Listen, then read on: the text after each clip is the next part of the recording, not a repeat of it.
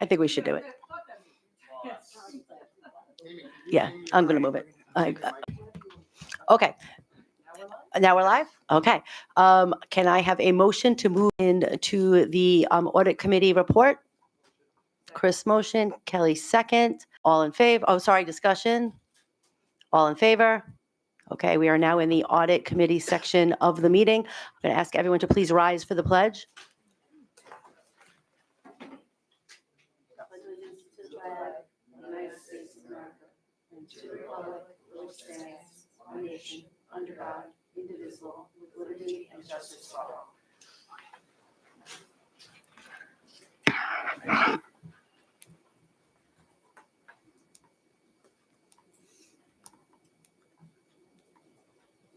You're going to introduce them, Mark? You want me to do that?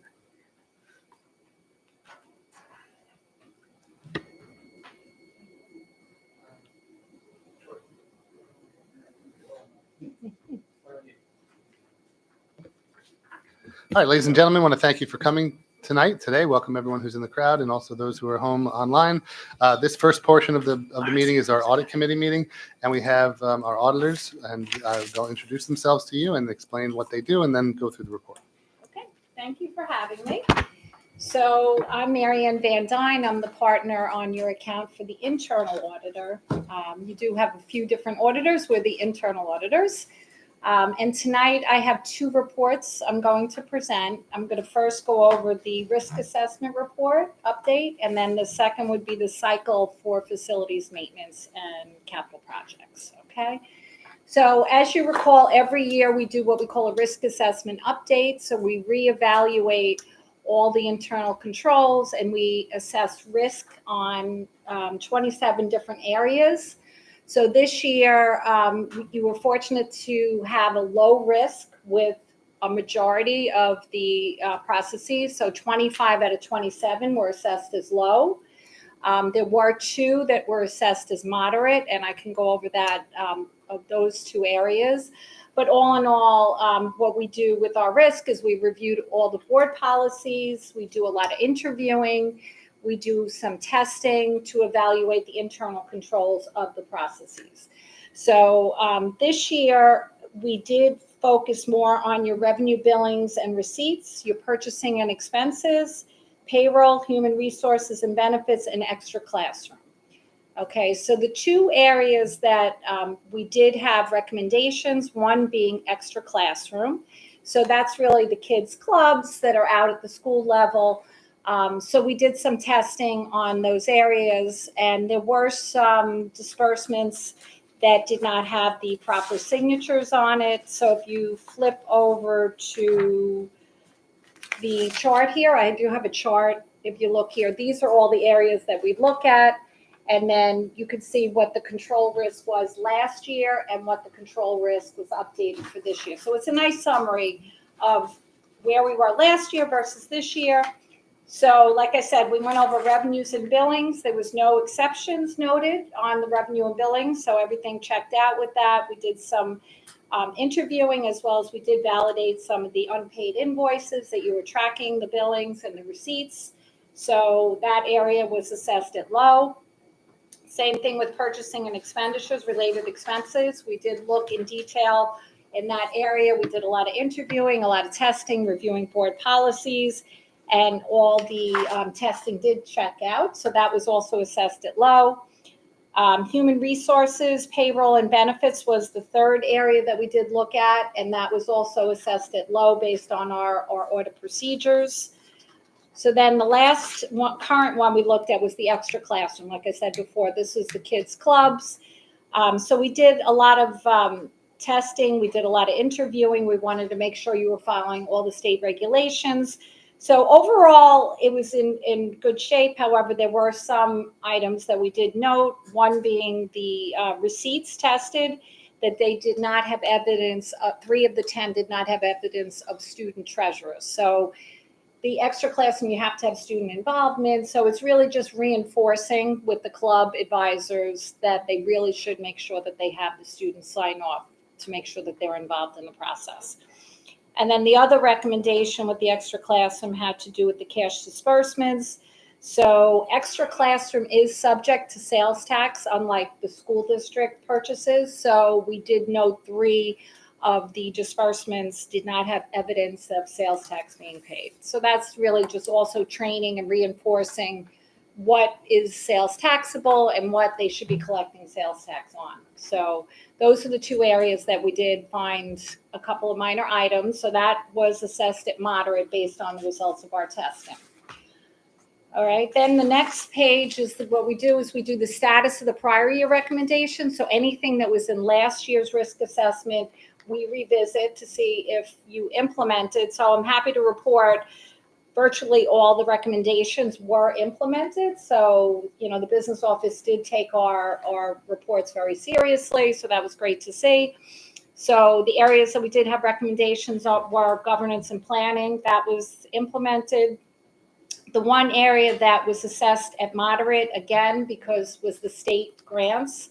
So as of the time of our testing, you did potentially have loss of funds for Title 1A program, and I know that, and Title 2A program, and I know the district had submitted a request to adjust the budget to get SED approval so that you would not lose the funding. So that was the status as of the time we did this testing.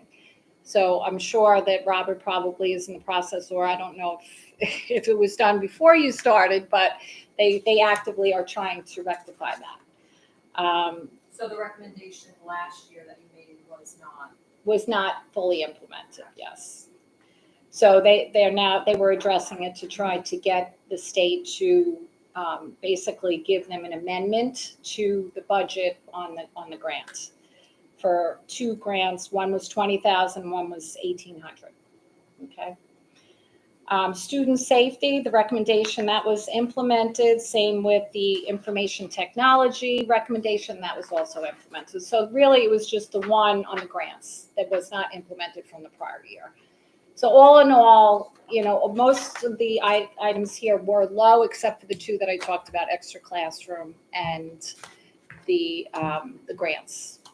And then what came out of this report was we assessed the risk, and then we did a focus report, which is your other report. I don't know, anybody have any more questions on the first one before I go to the second? My question is, wow, this mic works really well. When did you submit this report to us?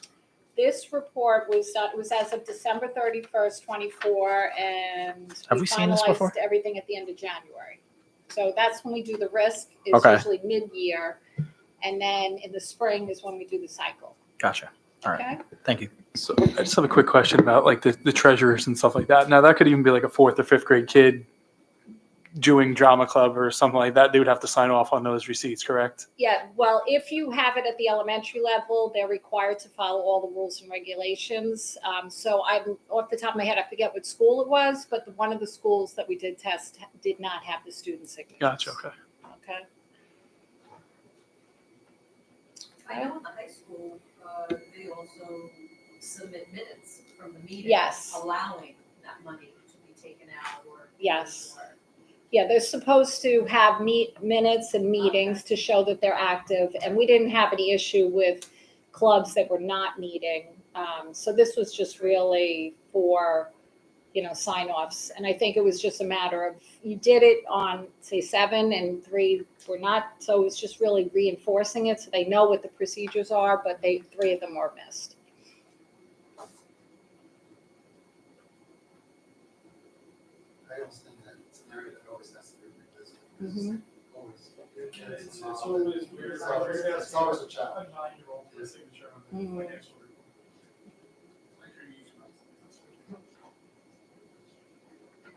But I think you do training with the advisor. So it's just continue to do that training. And like I said, you always have new faculty advisors, so really just reinforcing it with those faculty advisors.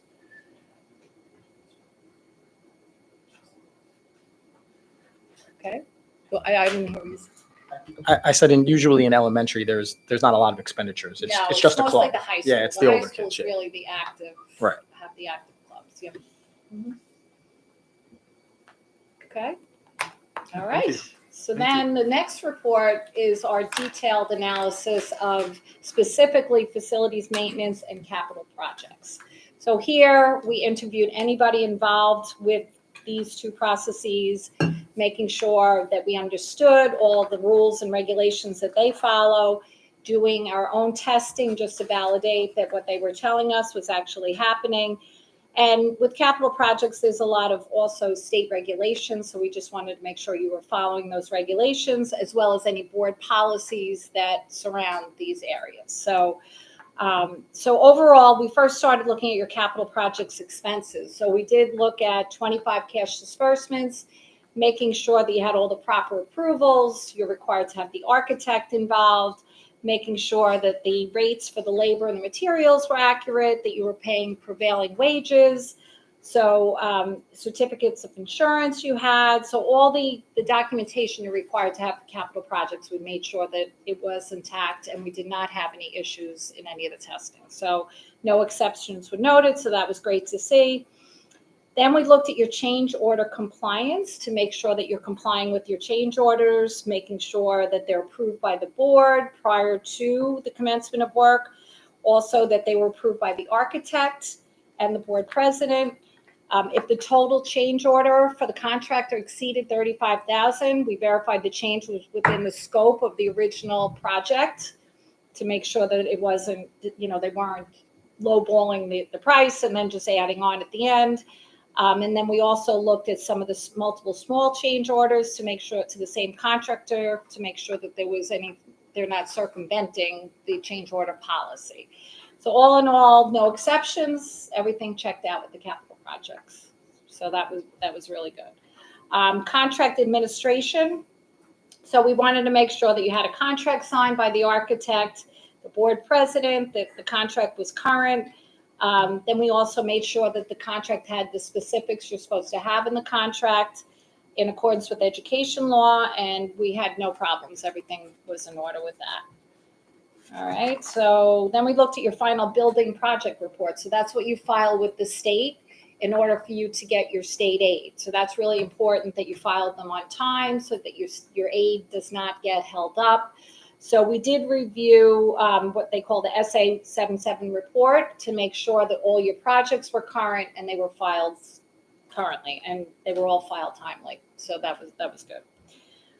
Then we also like to look at preventative maintenance to make sure that you have a preventive maintenance program to make sure you monitor anything within the district so it doesn't end up being a larger project if you can prevent it with preventative maintenance. So we reviewed all your policies. You did have all the required policies. And then we also did talk to the individuals involved. So we wanted to review your 5-year capital facilities plan to make sure it was properly filed. And then we also reviewed the preventative maintenance plan for specific elements that are required by the state. So here we did have a minor recommendation.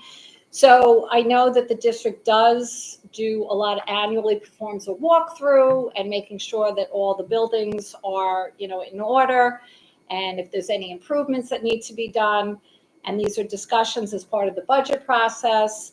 However, there was no formal documentation of what you were doing, and that's really required by your board policy 7100. So it's just a matter of documenting what these procedures are that you're doing and putting it in writing. So you're in compliance with your board policy. And then the second one that we did note was your comprehensive maintenance plan. So the last one you did was it dated July 2020. So we're recommending reviewing to make sure that, it's updated in accordance with what you're currently doing. Okay? Okay. You already did it? We've been doing it over the last few months. Oh, okay, good. All right, great. So those are the two recommendations with regards to maintenance. Then we also looked at your work orders. We also made sure that everything was in order with all your work orders and how you were monitoring it, and you were assigning work orders to do the maintenance for the maintenance staff, and that they were tracking status and progress of any work orders. And there was no exceptions noted on the work orders. Then we looked at safety inspections and compliance. So we did look at a few different board policies surrounding that. We interviewed, there again, more individuals involved. We obtained all your certificates of occupancy for all the district-owned buildings to make sure that you had them and they were not expired. We reviewed your fire safety inspection reports to ensure the inspection was performed during the fiscal year, and everything in the buildings passed inspection, and we had no exceptions on that. Okay, then the next area we looked at was repair and maintenance. So we reviewed, there again, your policies, we did some interviewing. Then we reviewed 25 expenditures to make sure that you were capturing any capitalizable repair and maintenance costs. They were not included in the capital asset record. So there were several that were repair and maintenance, but because it was part of a capital work, it should have been capitalized on your capital assets. So I know the district is in the process of updating their capital asset inventory records for the omitted information, and then they're going to share the records and ensure that the records are complete and accurate. So I know that was in process to be updated. And then the last item was we want to make sure that you're providing the right training for the director of facilities, director of safety officer contracted by the Eastern Suffolk BOCES. And we reviewed all the training sign-in sheets to ensure that they're tracking the training completion, and there was no exceptions noted with regards to training.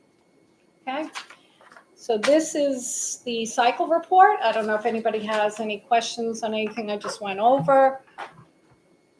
But all in all, it sounds like the district's in the process of implementing the recommendations. That's all we could ask.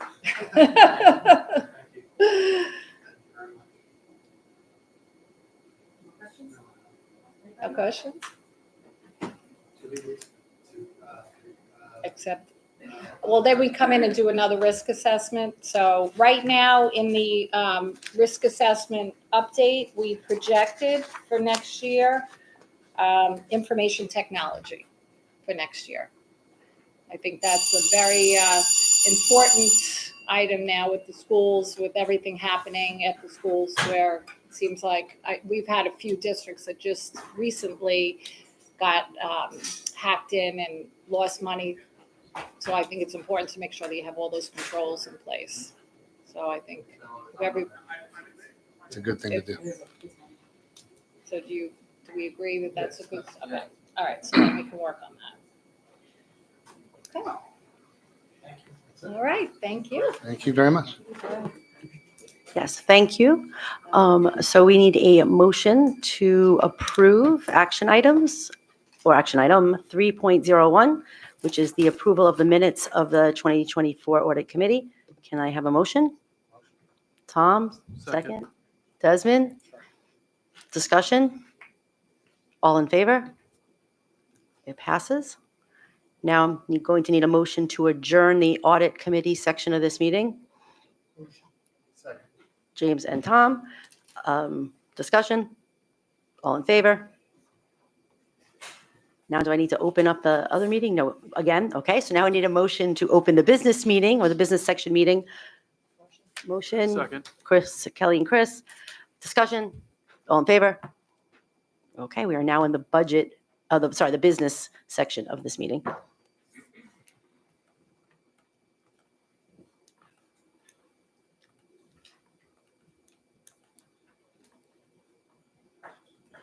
right. Everyone's just opened it up. Yes, we did the pledge during the last meeting, so you going to do correspondence first? Okay, correspondence first. So we did sort of move to like making sure that we sort of reviewed the things that were going on in between meetings, so people had an idea. So there were several emails about several different things.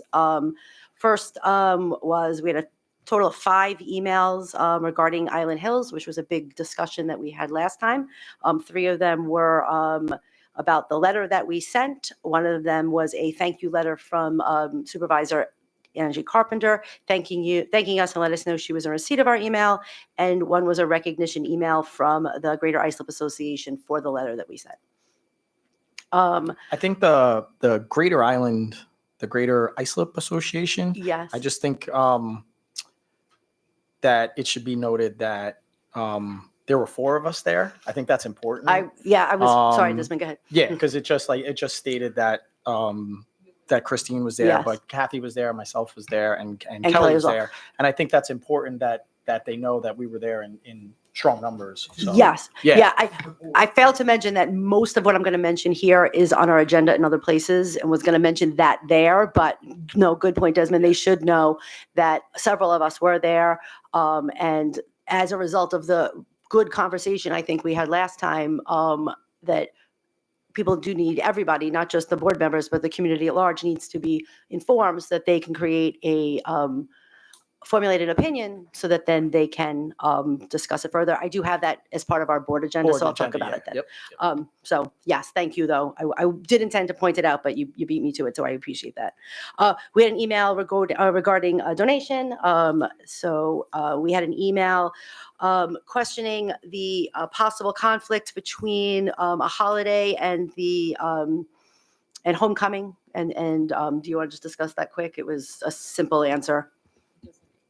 Yeah, so there was a question about whether our homecoming conflicted with Rosh Hashanah. Homecoming is the Saturday before.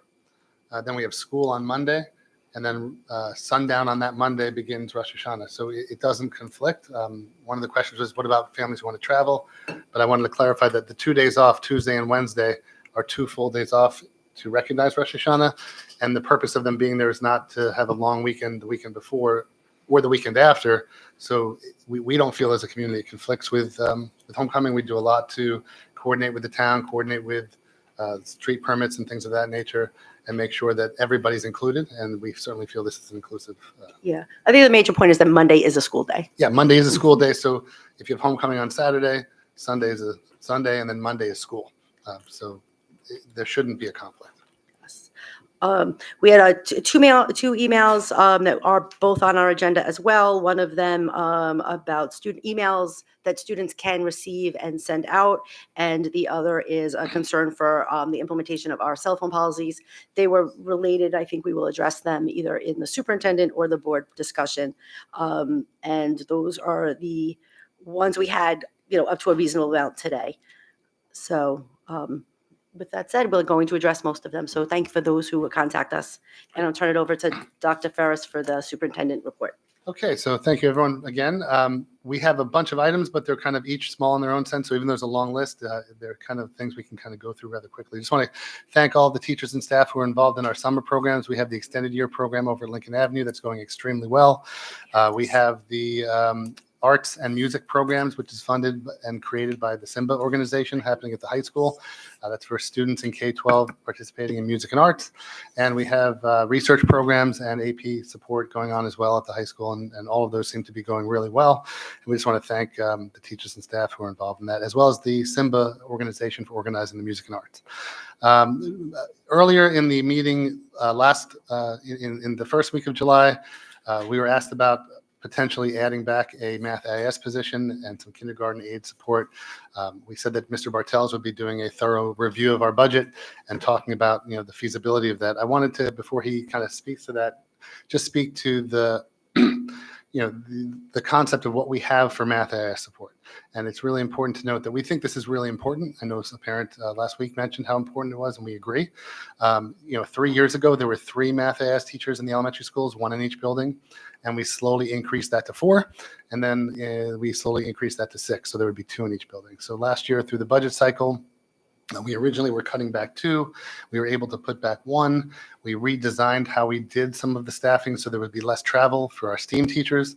And now we have the equivalent of about 1.7 in each building. There will be push-in support. There will be pull-out support. There will be monitoring, tracking for all students as there were last year. The principals came up with what I think is a really good plan for that.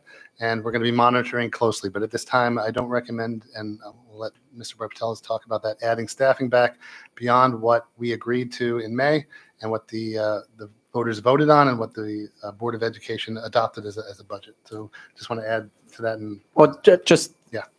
Am I correct though in thinking in saying that it's going to be akin to 1.9? Even though we had said Yeah, 1.7 with the movement. So is last that- year's plan, utilizing those staff, there was a period where they would go to the UPK. Okay. And we didn't feel they were doing support there. It was just more math games. And so the UPK has those math games, can continue that. So instead of going to the UPK, they will go back to other classes. So it's really the equivalent of 1.9. Right. Yeah. I thought I think that. that's a good point to Yeah, raise. I So was thank you. helping you out. And we really feel strongly that this is important. Right. What we want to do is we want to monitor this. We want to look at the data over the course of the year, see how kids are doing. We want to see an upward trend. We believe that there are two things that impact AIS. One is more time with the teacher, and two is the smaller group size, so 3 or 4 kids in a group. So we want to maintain those small groups. We want to maintain that more size. We also know that push-in support and pull-out, depending on the needs of the child, are important, and we want those to be part of it as well. So as we get to the end of the year and we're starting to look at that data, or the middle of the year, and plan our next budget, we want to look hard to see if we want to add that position back and or if we're doing well with what we have, but we want to make a precise decision there. And Mr. Bartels will speak a little bit about his review of the finances. Okay, thank you. So we've looked a lot, and looked at a lot in a short period of time. I've gone through most of the budget, reviewed past expenditures and use of reserves, and the key issue we have right now is we're spending more than we're generating in revenue. We really need to turn that around. The district is relying too much on the use of reserves to fund the budget. Reserves don't replenish themselves, so you really need to have increased revenues over expenses to use those reserves without putting yourself in a bad situation. For the 24-25 school year that just ended, that shortfall is about $2.5 million. So that means we spent $2.5 million more than we generated in revenue. So that's a $2.5 million hit on our fund balance. The budget put together for 25-26 was tight. There really was nothing in terms of contingencies in there, very, very little, nothing for staffing. For example, we added back a music teacher. We may need to add a special ed teacher. There's no contingency staffing for those positions in the budget. We're looking to keep down different parts of the budget to keep those expenses down. Transportation, we're looking at cutting a bus and consolidating some other private school routes. We are seeing some special ed students aging out of programs, which will give us a little bit of relief on some of those budget codes. We are implementing an energy performance contract this year. That work will be started next month, and that should provide some savings. But there are still unknowns. Health insurance, where we really didn't have an increase in premiums last year, we're concerned about that this year. So we have a significant difference in that, but a 5 or 10% increase in health insurance rates could really hurt us on the budget side. On the revenue side, we are working to increase our expense-driven aids. So our BOCES aid, our transportation aid, anything we can get back from the state to increase that revenue, bring those revenues up, would be helpful. So I know we were hoping to add back some staff, but because of some of the staffing cuts, but I really can't recommend that at this time. I don't think that would be appropriate considering the financial situation that we're in and the fact that we're going to be in a tight year this year. I don't want to put ourselves in another hole by adding additional staff that we can't afford and then may have to just cut again at the end of the year. So we do have some contingencies in transportation, in special education, health insurance, but those are contingencies, and that's exactly what they're for, is in case we have some issues. And I don't want to strain those other parts of the budget. So I am putting together a plan starting now for our next budget cycle, so we'll be in a better position. I want to make some adjustments. I'm watching our reserve funds. I would like to reduce our reliance on those funds, try to get the revenues up so that they're at least what our expenditures are. So it's kind of a combination of increasing those revenues and holding back on those expenses so that we can have an appropriate budget next year that we can sustain going forward, so we don't have to worry about cuts. But as far as this year, I would not recommend any additional staffing at this point. And then the other point that was brought up was kindergarten support. And we're going to be meeting with the principals on August 13th. And we're looking at the current staffing we have to reallocate so that we could kind of look to see if we could make up some of the lost ground there and restore some of that. So we'll be reporting back to you on that on August 29th or at our next meeting. I don't think it's the 29th. But, and then just to go back, the principals in each elementary school have come up with a really good plan. They've designed good schedules, and we are going to have support in K through 5 for all math students. Yeah, I just wanted to go on record about the kindergarten aides. Yep. I don't mean to beat a dead horse, but again, I said this is a hill that I'm willing to die on, and we can get creative. I've seen you get creative with things before, and I think that's something that is an absolute must. Again, these are COVID babies who are behind the 8 ball from birth when it comes to socialization and any type of education, and anything that we can do to support them to the max. Yes. Like this is a group that the kindergartners in general, but this group especially is one that we should be targeted as high need.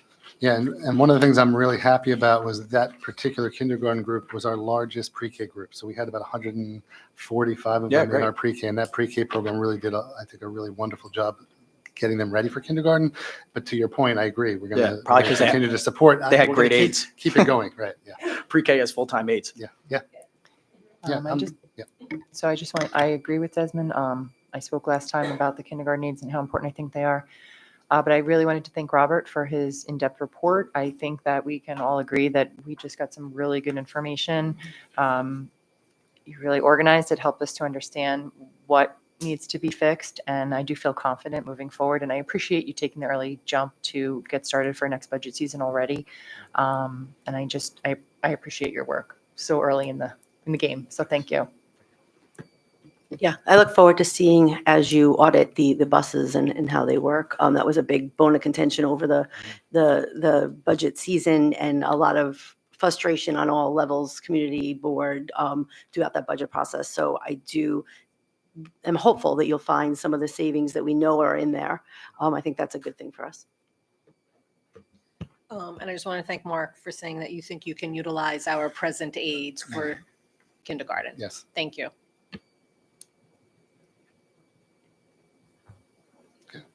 All right. You want to add? Okay. I want to keep it positive. Yeah, I will put something out there. I just want to thank Mr. Bortels for helping out. Just to give an example to illustrate, one of the things that we were not aware of is that, like, say, when you're paying a business person's salary, if you put some of those funds through your transportation account, it's aidable. That means you're going to get money back from the state. That was just one of many suggestions that Mr. Bortels has already said that enable us to better navigate the bureaucracy of funding, to bring tax savings to residents. I just feel really good that we're in a good direction, and I think full steam ahead. Yeah, I think to piggyback off that, James, I think in the prior meeting, the meeting that we just had with James, we were getting yeses where we were always getting no's. And I know me personally, I feel validated on a couple of things that I've said in the past just by, things that he's brought up. And so I agree with everybody. It was great. And I appreciate you, James. Thank you. That's James. That's Robert. I'm Mark. We can appreciate James too. All right. As you know, New York State has implemented a cell phone ban, bell to bell, in the schools. While we appreciated that, we want kids not to be distracted, we felt we had a really good system prior to in the high school and in the middle school. And that system is no longer allowed based on the fact that it has to be phones away from the time they walk into the building to the time they end the building. So Amy's just going to update us. You're going to be voting on the policy, and I just want to, we're going to be communicating with families, in August about, how it's going to work and what we have to do to make sure we're in compliance. So Amy? Sure. Just some updates on our preparation for this New York State mandated cell phone policy. So we met as a committee to draft the policy, and from that meeting, some legitimate concerns or ideas arose. Despite the fact that the policy is mandatory, we need to do our best to make sure our community, our parents, our students, our faculty are comfortable with the transition, and as much as we can make them so. So one of the first things that we did was draft an FAQ that addresses some of the logistical matters and how we're going to handle those. And that's currently posted on the website under the Find It Fast links. And within the week, we should have a pop-up on the website for anyone going there that can easily access that FAQ. So that's a beginning with regards to communication. Also, as the summer goes on, principals will be sending out parent squares, much to the same of how we'll be handling some of these transitions. Regarding the transition, we recognize that the policy will particularly compel high school students to use their lockers when this has not been a standard practice in the past. So to that end, the high school building administration will be holding locker days during that last week of August, which will be inviting students to come in before school starts, start practice using their lockers, make things smooth and efficient for when they're ready to go back to school. With regards to preparation and management, from a maintenance standpoint, we've been having some ongoing maintenance and updating of lockers, combinations throughout the summer, just to make sure they're all in good working condition, ready for use. And we've partnered with our head of security, Mike Elderbaum, to install, we in classrooms, we would normally have those pouches that have individual slots for phones.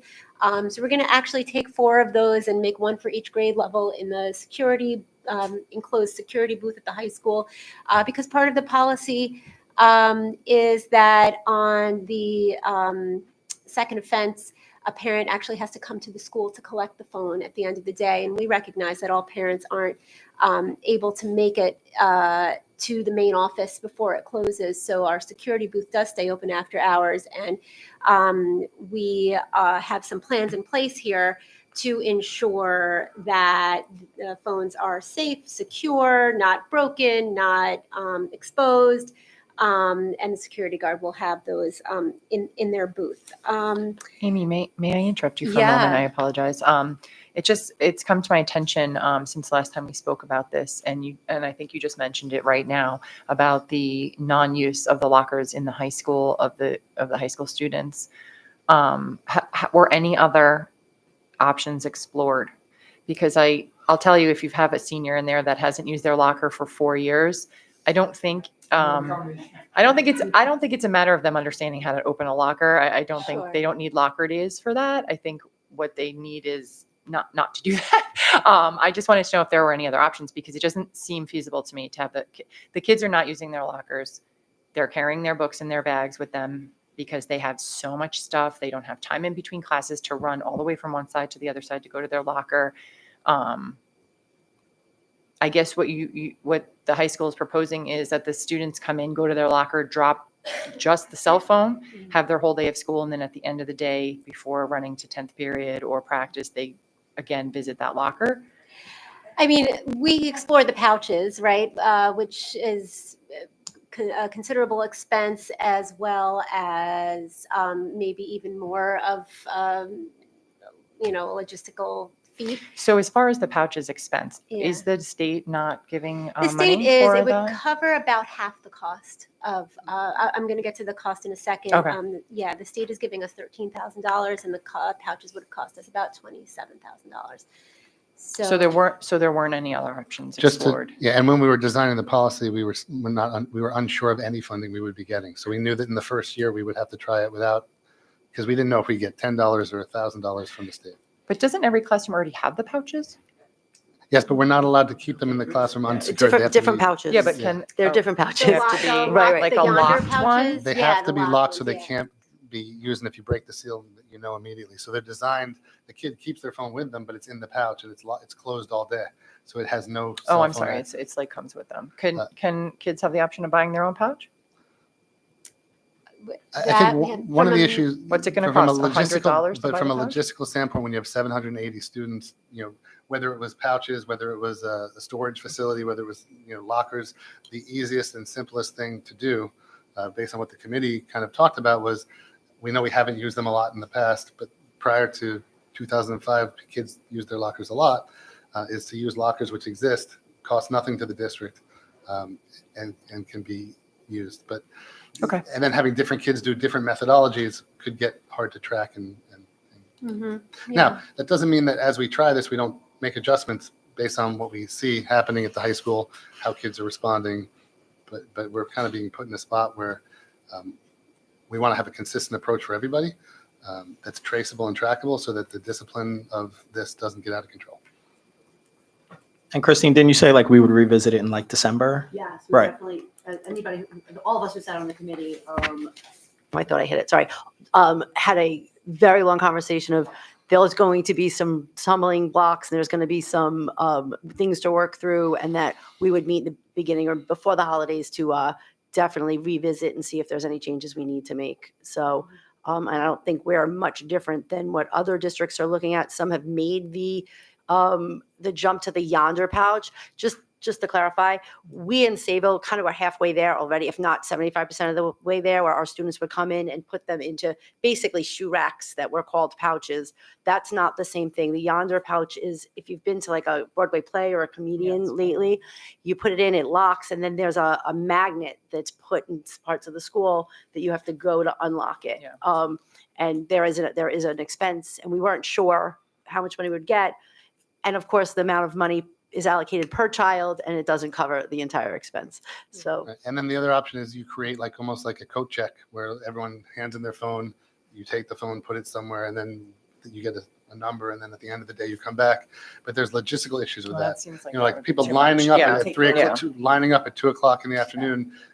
700 Yeah. kids trying to get their phone from from where they dropped it off. So this was all discussed like ad nauseum, and it was really upsetting because for us, we had these racks on the door. The kids dropped them on the door and went to class, and they were not distracted at all.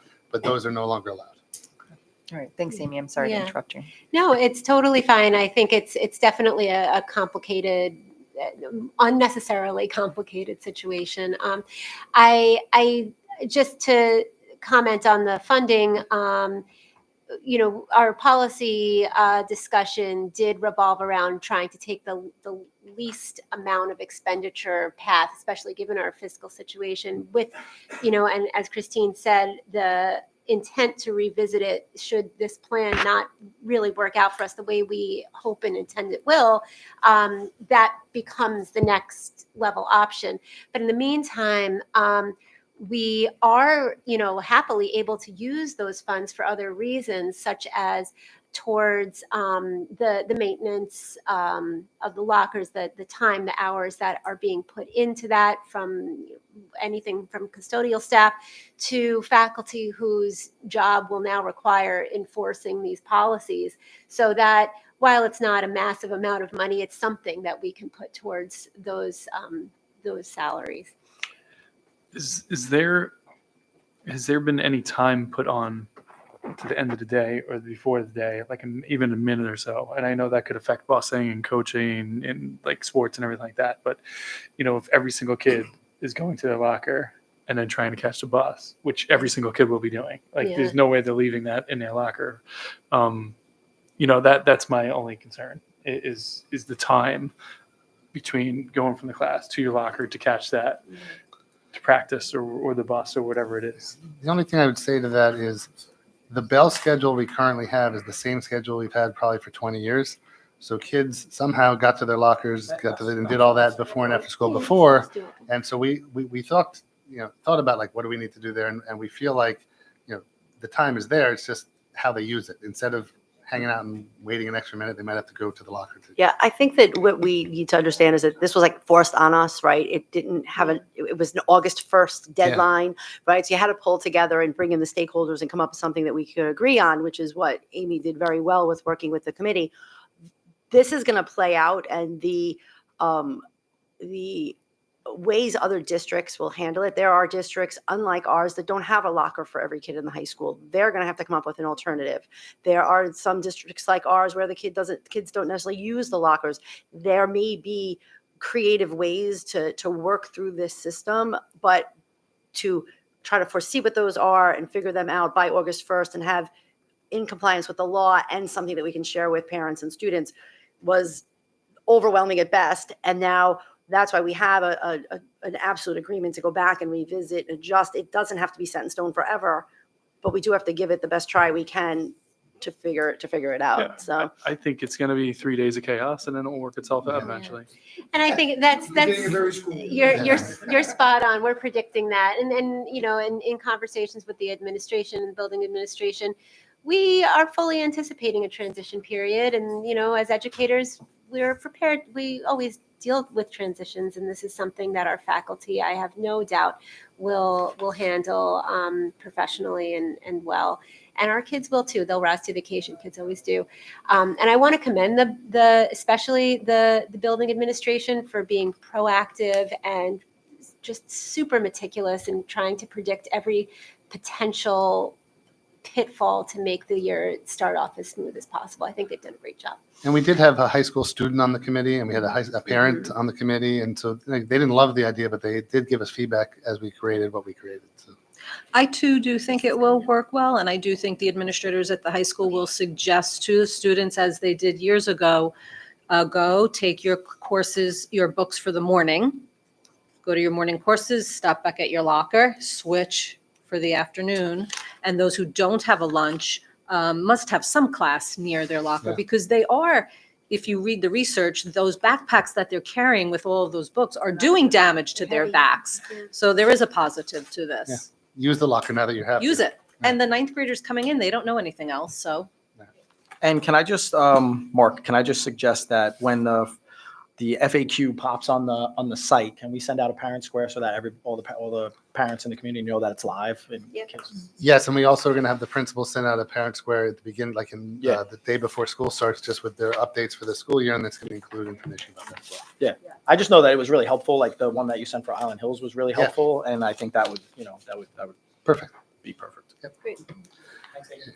The next item on the agenda is another update from the curriculum office about the 11th grade English region. So do you want to just update everyone Yeah, on some of the sure. exciting work that the teachers were up to? Yeah, I'm very pleased to provide support and collaboration with our high school building administration, our English department, who have been discussing and have proposed to us a move of the timing of when our high school students take the English regents.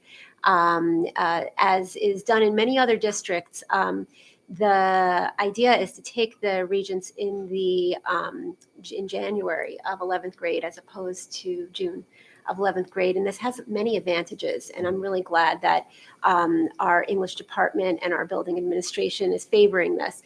I think it strategically positions our students to be successful for a number of reasons. I mean, first and foremost, it reduces the number of regents that a student will be taking, or AP exams, or standardized tests that an 11th grader will be taking in the June of their 11th grade year. It also provides a January testing period, provides a struggling student an opportunity to retake it in that same year if they need to. And for this particular year, there will be a new exam based on the revised English standards. And if it's anything like the science exam last year, New York State hasn't provided us with a model exam yet, and they did blindside districts with the science exam. And so it will give us a chance to see what that exam looks like before we need to be involved. Before with everybody taking it. takes it. Right? So that's from the strategy standpoint, but from the preparation standpoint, I'm very, want to provide a level of comfort and reassurance. I know change can be, something to anticipate, but teachers are very confident and students are prepared to take this test in January. They've been preparing these skills since 9th and 10th grade. All of the midterms and final exams up until now have showed very good preparation. They're modeled similarly to the exams, so we have no reason to think that our students would be at any disadvantage by taking them in January rather than June. So I'm very happy to support. And we're a do no harm district when it comes to Regents grades, right? Like if it's the Regents grade doesn't help their overall GPA grade, we don't yes. incorporate it. So yeah, students would not be at risk in that way. And then my other question is, obviously, if you take it in January, actually take it anytime, pass or fail. If you're unhappy with your grade, you can always retake it. Yep. And it would be the higher grade that goes on the transcript. That we keep. So yeah. if the January English regions was a disaster like the bio one was, anyone who was worried could retake it Correct. to try to get a higher grade, Yeah. even if it wasn't a failing grade. Right, and the January one is the old standards still. Yes. So it's we get to do that this year, which is I very think there's a lot of nice. I positives think in the other moving it. thing that also teachers will have that regions out of the way, and then that allows them to be creative and kind of innovative with their kids for that second Yeah. half of the year in a way that they haven't felt they could because they always had that hanging over their heads. That was going to be my question. What, you could do so much then. If Yes. 90% of your class then has passed the Regents. I think the teachers were most excited about that. Yeah, that's pretty cool. It's great. I like it that they get to take it before they switch it because, you know, This year. yeah, like I know you're talking about the bio, but I saw what they did with the 5th grade science test, Yep. and it's bad. The Yep. first year is never good. Okay, and then the other updates are we have 2 advisory committees we talked about having, and we want to kind of review with the board a proposal for what those will look like. So we have the advisory committee, which is going to be a policy committee, and we're looking for some board members to participate as members of that advisory committee. The policy committee, Amy will describe for us. And then we have the budget advisory committee, which Mr. Bartels will be facilitating. So Amy's going to go over the plan for the policy committee, and then you guys can give us feedback before we make final decisions. And then That means- Mr. Bartels will do the same with the budget advisory committee. Oh, okay. So, yeah, so we're looking forward to establishing a policy committee. You're receiving 2 sheets right now. They're 2 different proposals. One is to propose the policy committee and one is to propose the budget advisory committee. I'll speak about the policy one. Make sure you have both of them. Same format, but different content. Yeah, so they look exactly the same. Just look for policy and look for budget. And then you'll have both of them. Yeah, so this is just to propose a policy committee as a standing committee of the Board of Ed. The responsibility would be to review and recommend any changes or additions that are necessary, and then just sort of maintain and establish a regular cycle of review so that everything is constantly under consideration, being updated, best practices. We'll coordinate with legal counsel and, ensure transparency. And on the back is where we propose what this committee could include is, 2 board members, myself as a facilitator, legal counsel as needed. We can consider members of SASA, STA, members of the community. And then I think it would be best to just sort of rotate through members of any given meeting based on what policies are under consideration to have those expert voices or stakeholder voices at the table that are relevant to the policies on the table. Proposal is to meet every other month before a board meeting to review the policies up for consideration.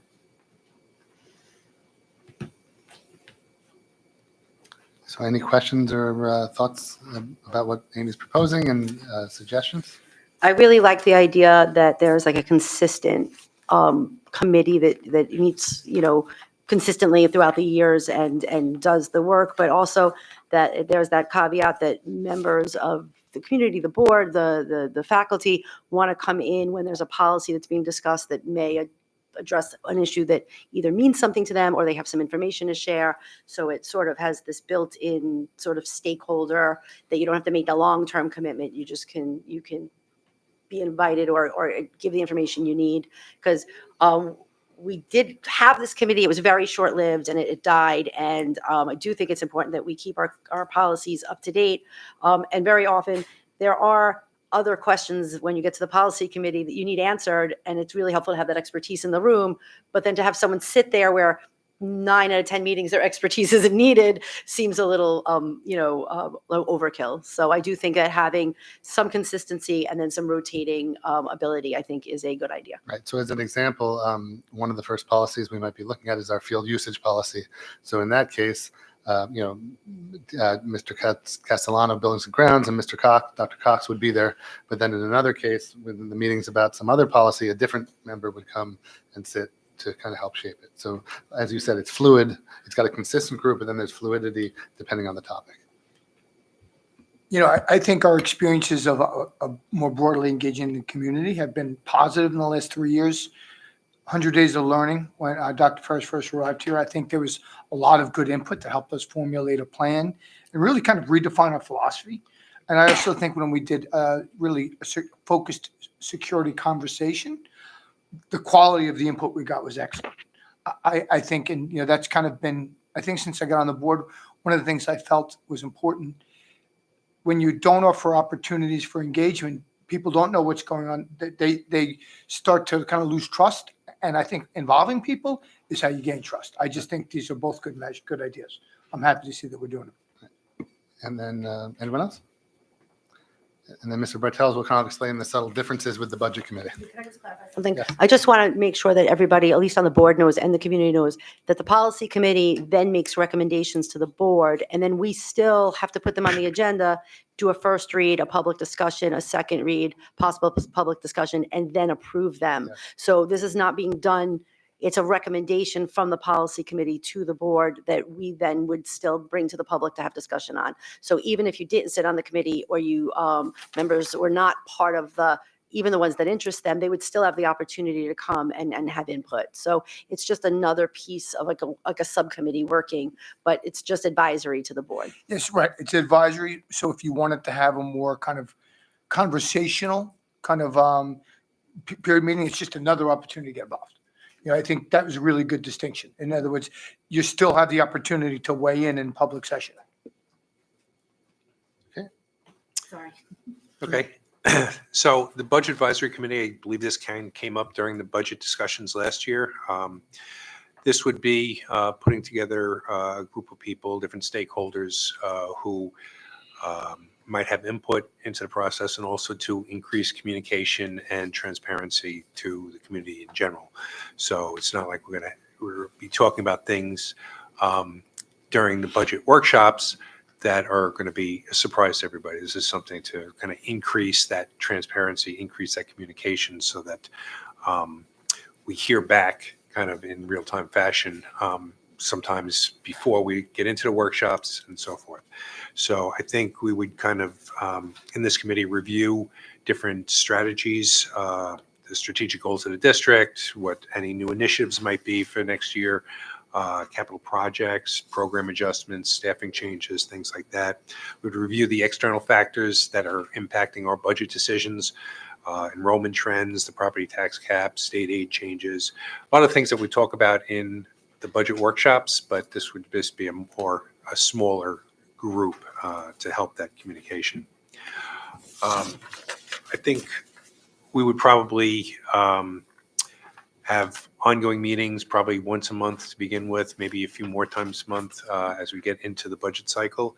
I think it would probably start, I think October would probably be a good time to start it, start with some issues with our finances and so forth, where we stand as we're getting into the school year. It's a little early on the budget side at that point, but kind of start the ball rolling on some of the difficulties we may be facing going into the budget process, and probably conclude sometime around the budget vote. Probably the last, formal budget hearing would be probably around the last time we would meet. We're thinking of a couple of members of the board. I would probably chair it and run it. We were thinking 3 community members, one each representing the elementary, the middle, and the high schools. A member from our Teachers Association and from our Administrators Association, and possibly other district staff representing other bargaining units. I have input into the budget process.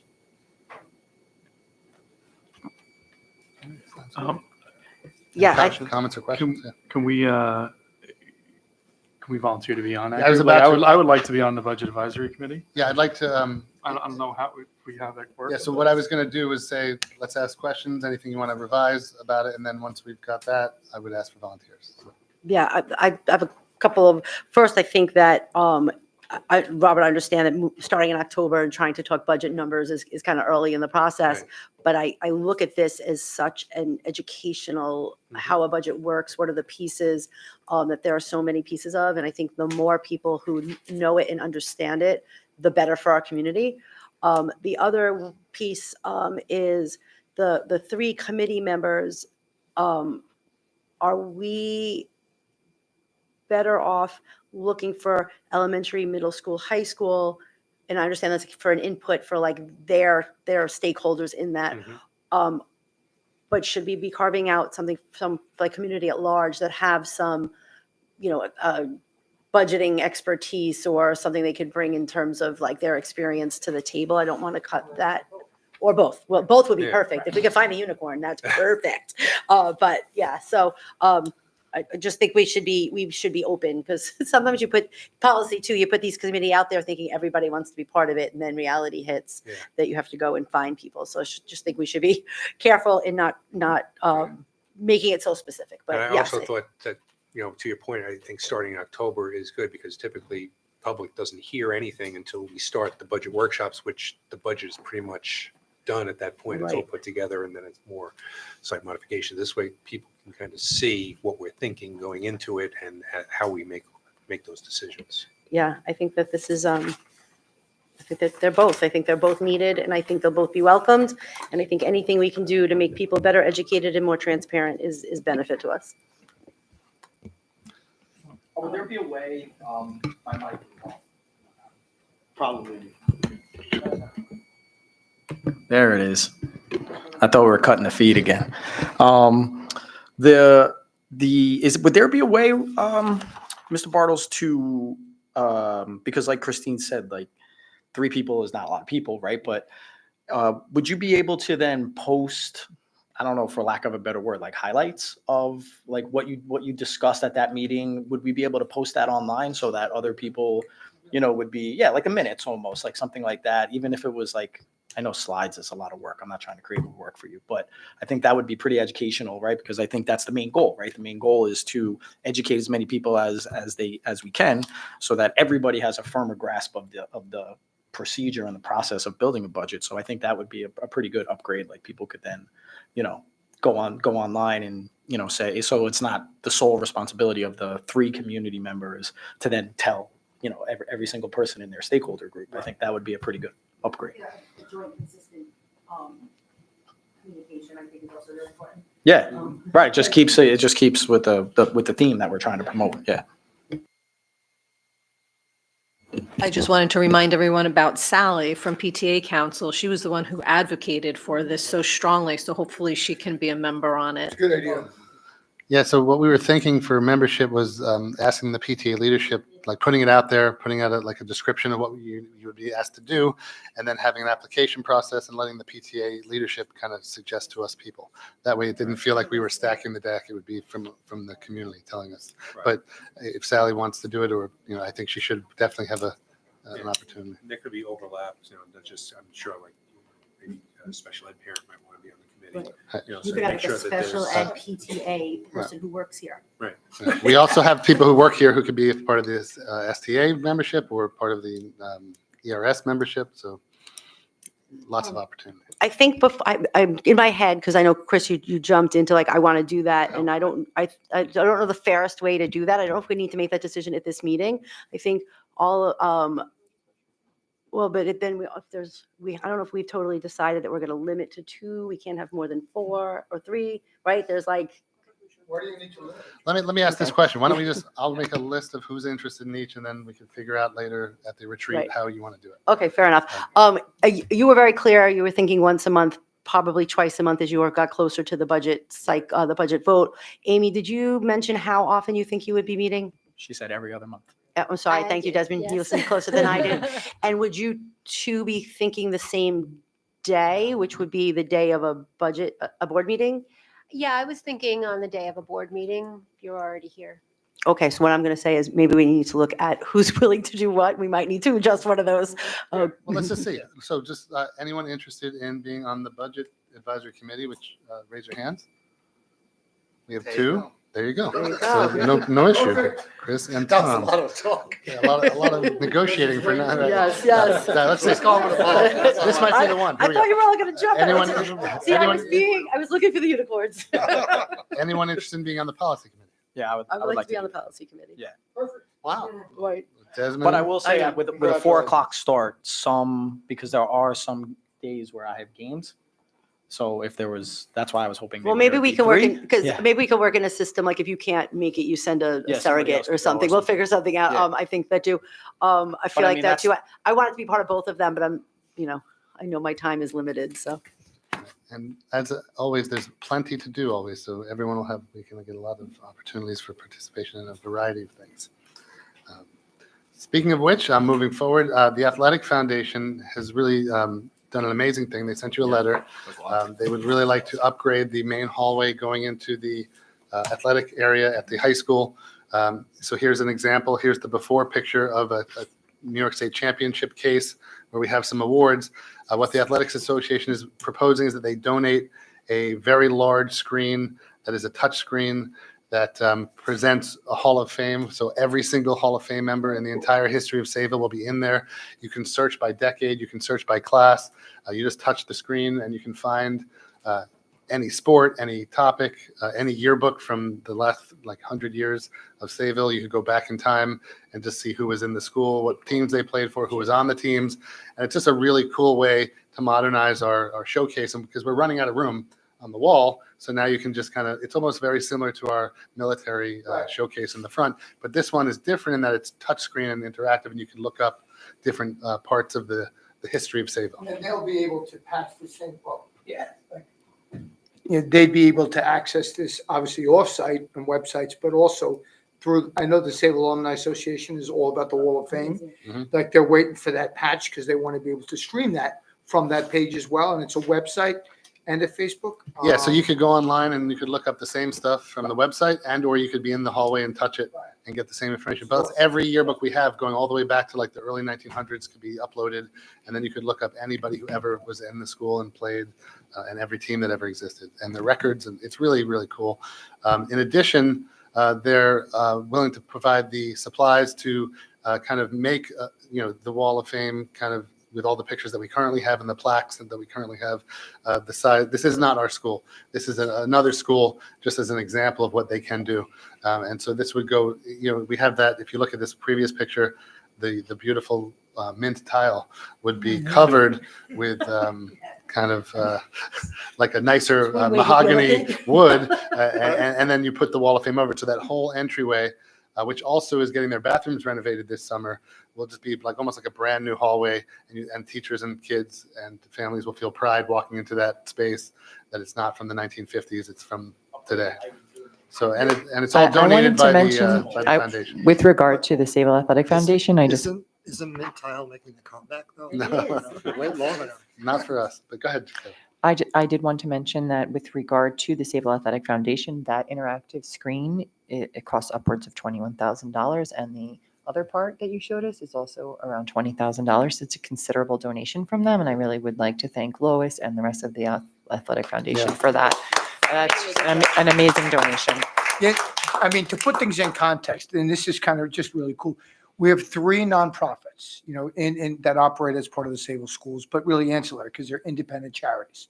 2 of them you can pay with payroll deductions. The Athletic Foundation you can't, but they were the first. They were the first charity started in the schools. They fund all those camps that our kids did when they were in middle school and elementary school. But if you look at this, and it's a good point of contrast, so you look at what it's going to be designed into. Currently, we have a regular gym lobby, and we have plaques that are attached to the regular hallways. So that's, in terms of an upgrade, incredible. I'm blown away by this. I'm not surprised because, I just know Ryan values history. This is awesome. I just can't wait for it to happen. It's going to be really cool. Yeah, we're really excited for this project to begin, and we really want to thank the association for it's going to be about $40,000+ in donations if you include the supplies that they're providing, and that's what you'll be voting on tonight to accept. And what will it be costing us? Yeah, so our carpenter will over time, be putting up the wall. It won't cost us anything dollar amount in terms of we have to lay out no money for this, but one of our carpenters will be spending some of their time on vacation or holiday when they would normally be in doing projects. This would be a project they would work on. It would happen throughout, it'll take about 4 or 5 months, maybe 5 months to slowly install. So that would be an additional expense that we did not. It won't be an additional expense because the carpenter is our carpenter, so. It's not the- overtime It's then? not overtime. It would be during Oh. their regular time. Oh, Yes. awesome. Yeah. Okay. We would just assign them to that task during, we're not doing overtime. Yeah, no, we would use, it would be during the carpenter does stuff during the school year. So when there's moments, we would set them up to do this. Okay. And then just a summer construction update. So there's a lot of construction going on, mostly through bathrooms, but other projects as well. So I'll just review that with Ms. Yeah. So at the high school, the 2 guidance and athletic bathrooms, as I just mentioned, are being fully renovated to not only update them, but also allow handicap accessibility. Those bathrooms were not handicap accessible, and now they will be. The bond work is continuing into our final phase, which was from the roof projects, which also included HVAC upgrades. So the cafeteria at the high school and the high school auditorium will now be fully air conditioned. So those will be additional spaces we could use during hot days, but also a lot of the award ceremonies that we hold at the end of the year in the middle school could take place in the high school because it'll be air conditioned. We could, yeah, Make money. yes, we're going to Right? look for revenue in our high school We need theater. sound. Yes, we do have to do some work with lighting and sound. That's our next big project that we want to take. Yeah. Nobody Yeah. wants to dance in the dark. They would need a lot of work. Yeah, I yeah. know. I like Bruce, but still. Yeah, and one of the things that we really want to look at in our budget planning is, that theater space and the lighting and sound in there. Here's an example of where we are right now. They've been fully demolished, and the next phase. It's funny, you find the stuff you find underneath the walls. You can see the graffiti there from probably a long time ago. But I didn't do it. so this month is the demo, and next month, by the time we get to school, it'll be fully up and running. They're moving quite well on these, so you see them like completely demoed here, but all of the wall tile, just about all the wall tile is up. Not in that picture, but Not in this picture, but I mean, they've been progressing. This is a couple of days They, ago, like, so they're bring the- moving very quickly. Do they bring like the photography class in to like archive some of that graffiti? Yeah. Because it's pretty cool. yeah, I want to know who Steven is, right? Yeah. Stephen Collins. Okay, here's the athletic bathrooms. You can see that in this, you had some of the walls going up. Even since these pictures were taken a couple of days ago, I think Mr. Bartel said the walls are now up, and we expect them to be done fully on time. Again, these are not just done because we wanted to do bathrooms. They were literally the age of the building. So 1950s, 1960s, in the middle school, 1970s. That's almost 50, 60 years old. And if we don't replace them, they start to fail, and then they're just unusable. So this was important work that had to get done. You can see here the scaffolding at the high school auditorium. We had to cover everything because they're up in the roof, putting in the air conditioning, and we're protecting the seating and everything like that. Again, this is a fan room demo and steel for the new rooftop where the unit's going to be placed. So this is just, again, additional work. And then at the middle school, we are doing a full renovation of both the cafeteria bathrooms, which if you've been there, they definitely need them, as well as the auditorium bathroom. So these are the biggest bathroom spaces and the most used spaces at the high school and the middle school that are being done. These allow these, and again, these also will be handicap accessible, which they were not in compliance with the modern standards because they were built so long ago. Again, here's the example of the plumbing and the tile removal. More kind of cleansing out. In addition, we have an energy performance contract, the solar installation. We're going to be putting solar panels on all of the roofs of all of our buildings. And that's going to begin on August 25th. The work will be done during non-school hours and throughout the school year. We're hoping they finish in the late fall before it gets cold. And this high school will be first. The middle school also has 2 boiler installations that are taking place, and that'll be in the first week of August. And that should also help with our heating bills as well. And that's kind of the updates from the superintendent's report. And then I have a couple of pictures for the board report. But I just want to thank everyone. The summer's been quite productive. We've been getting a lot done. And there's also been some curriculum work happening, which you'll see on the agenda to be approved. And that's all curriculum work that's being done through grant money, through title funding from the New York State, not through our budget. But we're doing still quite a bit of good work with our curriculum and our programming for next year. And I just wanted to touch base, say one thing on the very first thing I think that you touched on was the teachers at the extended school year. Yes. That program is a well-oiled machine. The aides, the teachers, they come out, they greet the kids with the biggest smile on their face. The kids walk in happy, they walk out happy. So I just wanted to piggyback off what you said, that it's a great program. Yeah. It's running very well. Thank you. And everybody who walks by and sees it in action has similar comments, and we're really, really happy about that. Okay, I'm going to say, since the screen is up, Kathy, do you mind doing your, we're moving on to the Board of Education discussion. Do you want to discuss the, yes, since it's up there? Yeah. So regarding the railway project, I did meet with Anna from MTA. She's the Assistant Director for Government and Community Relations. Carl from MTA Safety Team, Darren, MTA Structures Department. And a surprise was John O'Shea, president of the Ryan Patrick O'Shea Foundation based in Rockville Center.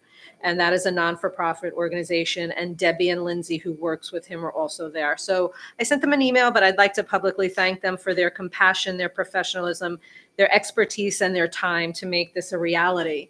So this is Rockville Center's train station. To the left, that is stone implanted in the ground, and it is 4 feet by 4 feet. And as you can see, it's before you go up the steps. We're getting 2 of them. So each one is going to go, you walk up a few steps and right there, because it's not going to work like that for us on each side of the tracks. And they gave me shirts to share with all of you. You matter.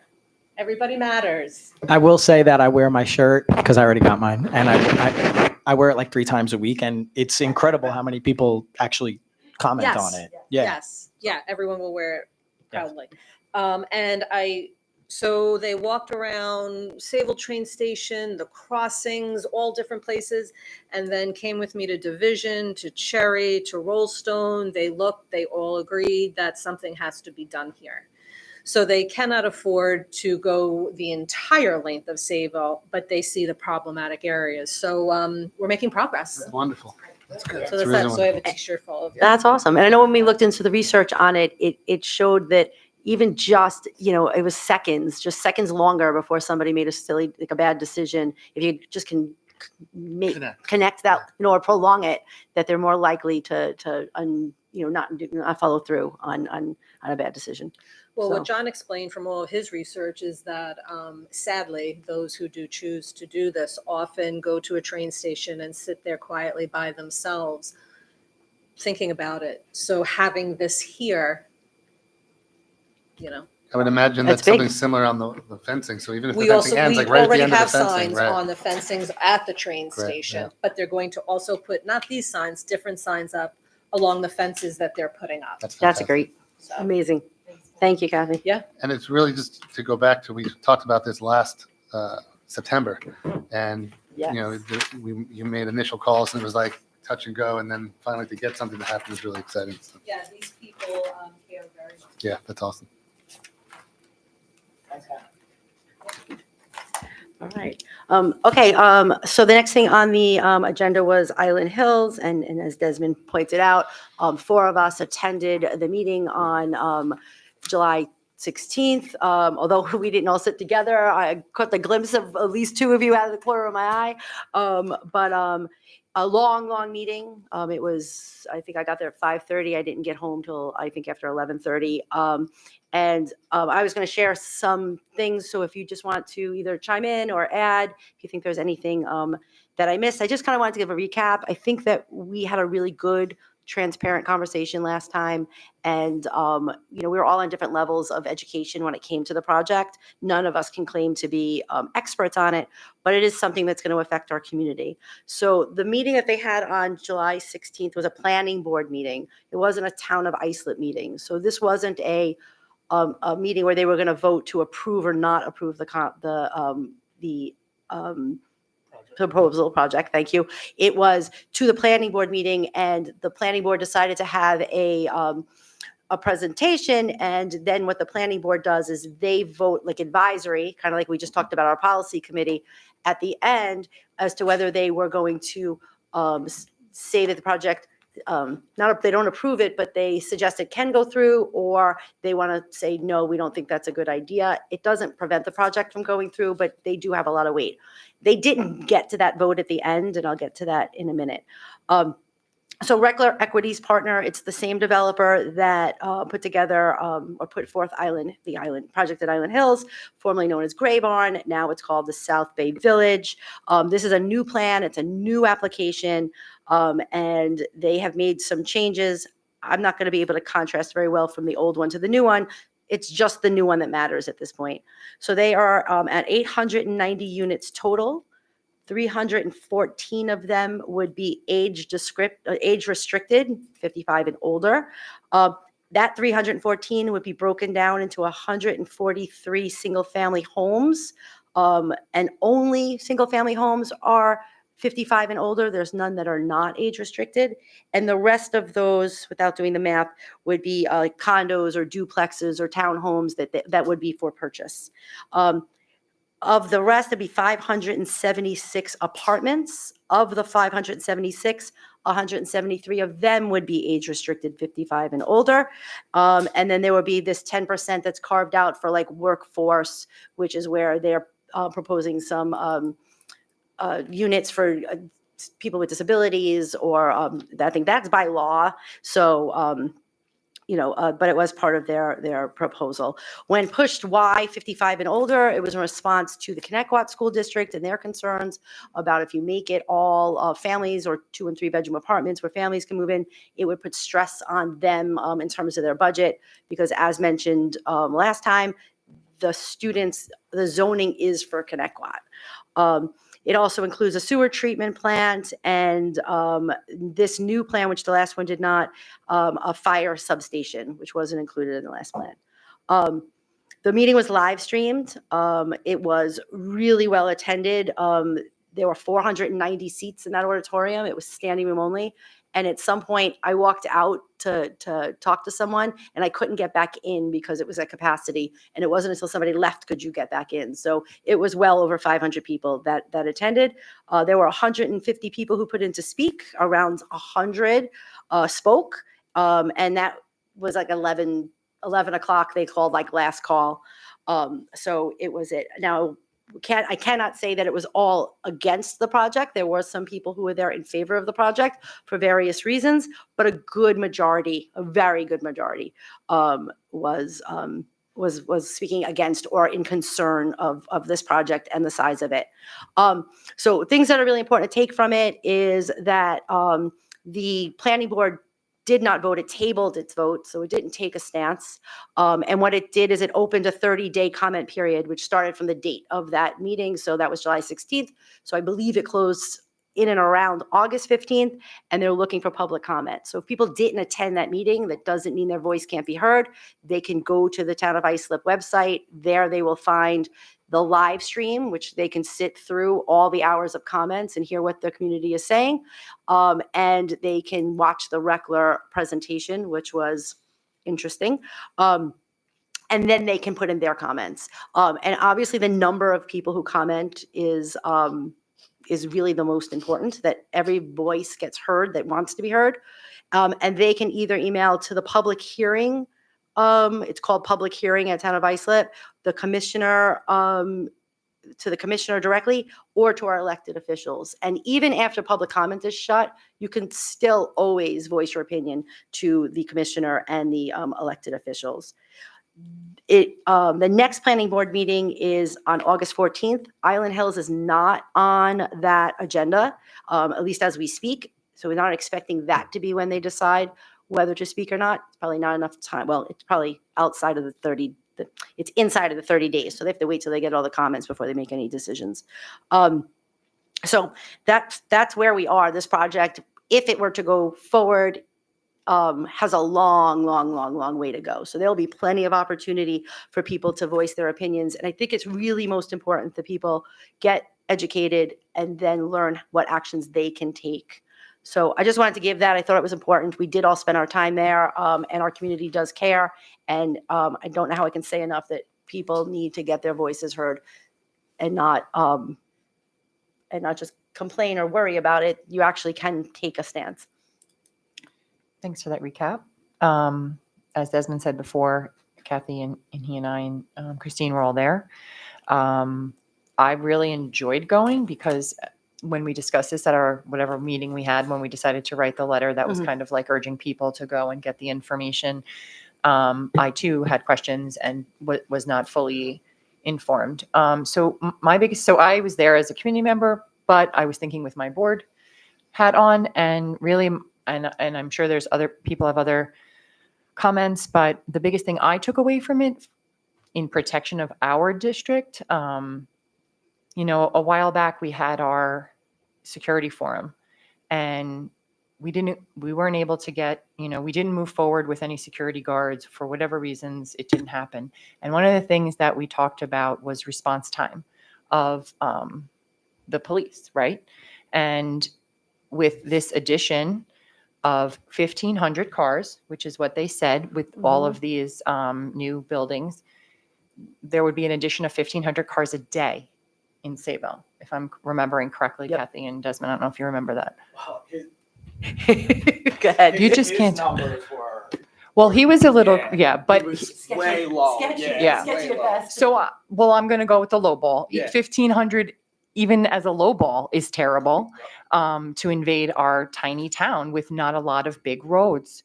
As you stated, the traffic expert did not take into consideration the merge, which is like probably the biggest piece to take into consideration. So I know they're going to have to come back with that. But I was just thinking about, let's say all those cars are on Lakeland, or let's say these people are trying to get home after work or trying to go to work or whatever they're doing. That's going to clog up our roads and our neighborhoods. And we are relying on the police and ambulance and whatnot to get to our kids if they need it. And this is going to make a big obstacle for them. So that was my concern as far as the district. I know we're not responsible for any of the children that might be coming in here as students, but the traffic and the response time, I think, were big concerns of mine. Yeah, I agree, Kelly. I had three main takeaways from that meeting. One was I was stunned at how unprepared Reckler was. That was stunning to me that a corporation of that size could be that unprepared for what I thought were going to be obvious questions. The second was that the town planning board, I've never been to a town planning board meeting. I don't know any of those people that were up there, but they should be commended because they asked all the right questions. And they really did their due diligence. The gentleman who is the head of it, he was awesome, and he kept the meeting moving, and he refused to let them not answer a question, and they kept trying to not answer questions, and he stuck to his guns. He did a phenomenal job, So everyone on that planning board should be commended. And the one thing that really turned me off even more was the obvious planted commenters.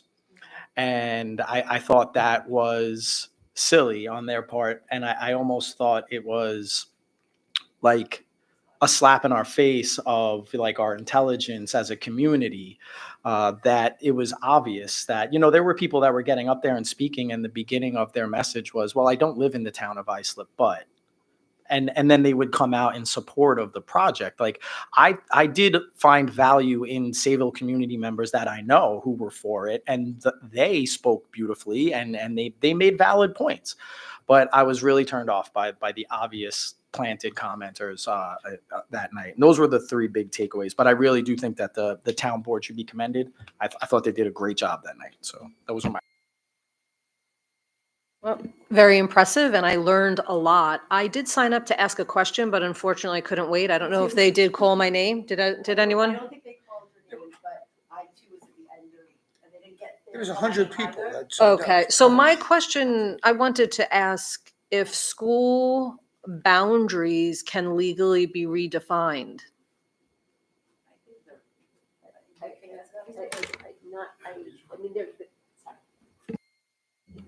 I'm sure there is a legal process to do that, but I don't think that's something that would be easily done. Are you trying to get this community in your property? I was or- just simply curious if ever it be redefined and then they become Sayville students. I would have to look into that process of what that would entail, and I'll get back to you. Yeah, I've had some experience with that. We've had some issues when I was in Rockville Center, and it would require a vote of both school districts to rezone the school. So both districts would have to agree. It's definitely out of the purview of the town of Iceland. Like, they couldn't be. The town of Islip on their own cannot redefine No. it. No. That's Both correct. districts would have, that makes Yes. sense. Yes. And I do remember numbers wise at peak, both AM and PM, the average number is in the 60s right now, and it would be over 400 at those peak times of cars. Yeah, right there.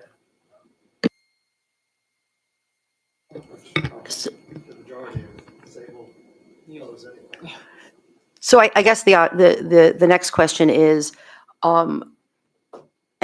just in terms of transparency, obviously we've had some board members, we've had some requests from members of the community to strengthen our last letter. Our last letter was go attend, get yourself more educated. I know that a bulk of us were here without deciding either we can right now or we can wait until the next meeting. Do you want to take some time and try to educate yourselves and see if there's something worth writing? I do think Kelly's point of response time is connected to traffic is definitely a concern that would affect our community members and us as a district. There's probably more in there. Do we want to go take some time to go back and look at that? Or do we just table this till next meeting? How are you all feeling? I mean, my main thing is like, I can't build a 4-story house because I want a view of the bay because I feel like it. And it's just like, it's a fairness issue. Like, you bought a piece of land having 89, whatever, single family homes on it. And now you're looking to change it. Like, that's my biggest issue. If you want to build the 89 homes, build the 89 homes, and then that's 89 cars a day instead of a million or whatever number we're talking about, so like, I think we're all pretty much, we don't want this here. And I don't care if you want to write a letter that says, no, we're opposed to this. I'm all about it today. Like, I mean, I think it would be good to write it within the 30-day period. So let me propose this. I will work on the talking points of the letter. If you all want to think, if you've heard something, then you're like, oh, I want to include that, or you want to go back and review the video. I wouldn't suggest all of it. It's very long, and add more points to it. We'll take that and write it. And I do think that trying to get it in before the end of the 30-day comment. I also think we all should write individual letters, and I think that's true of all the community. Please don't take something that we write as in place of the need for everyone to put their input. Okay, so I don't want to force anybody on that. It was just a thought. Are we okay I with it? definitely would like to go back and watch the film because I'm sorry that I don't know his name, but the guy that was running the meeting. I don't know it either.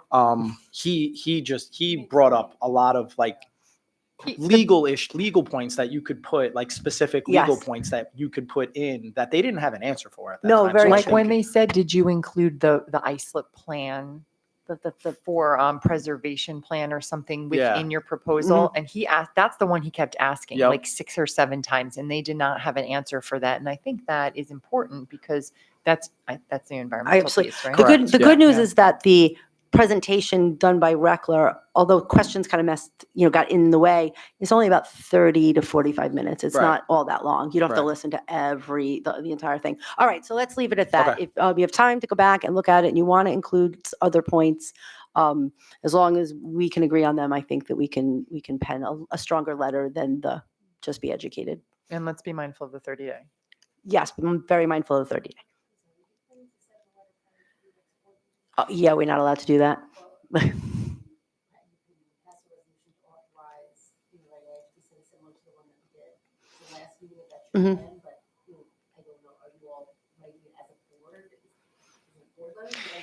If we shared our concerns with Christine and she crafted the letter and then sent it to us for our approval, would that be okay?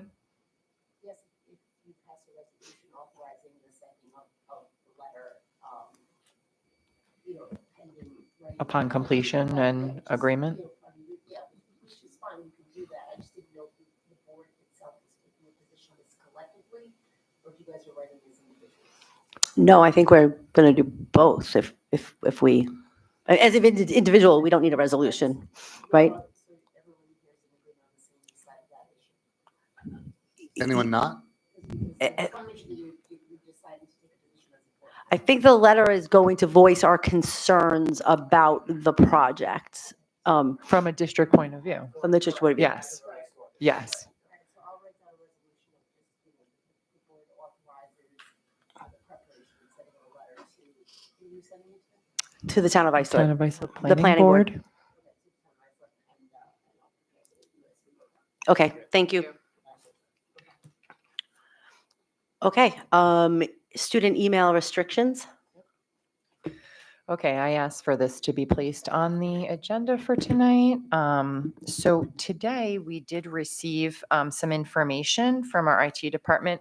Unfortunately, I wish we had gotten this way earlier because I only saw it at about 1 o'clock today and I was working all day, so I didn't really get a chance to review it. But quickly, my concern is with the cell phone ban, in addition to the recent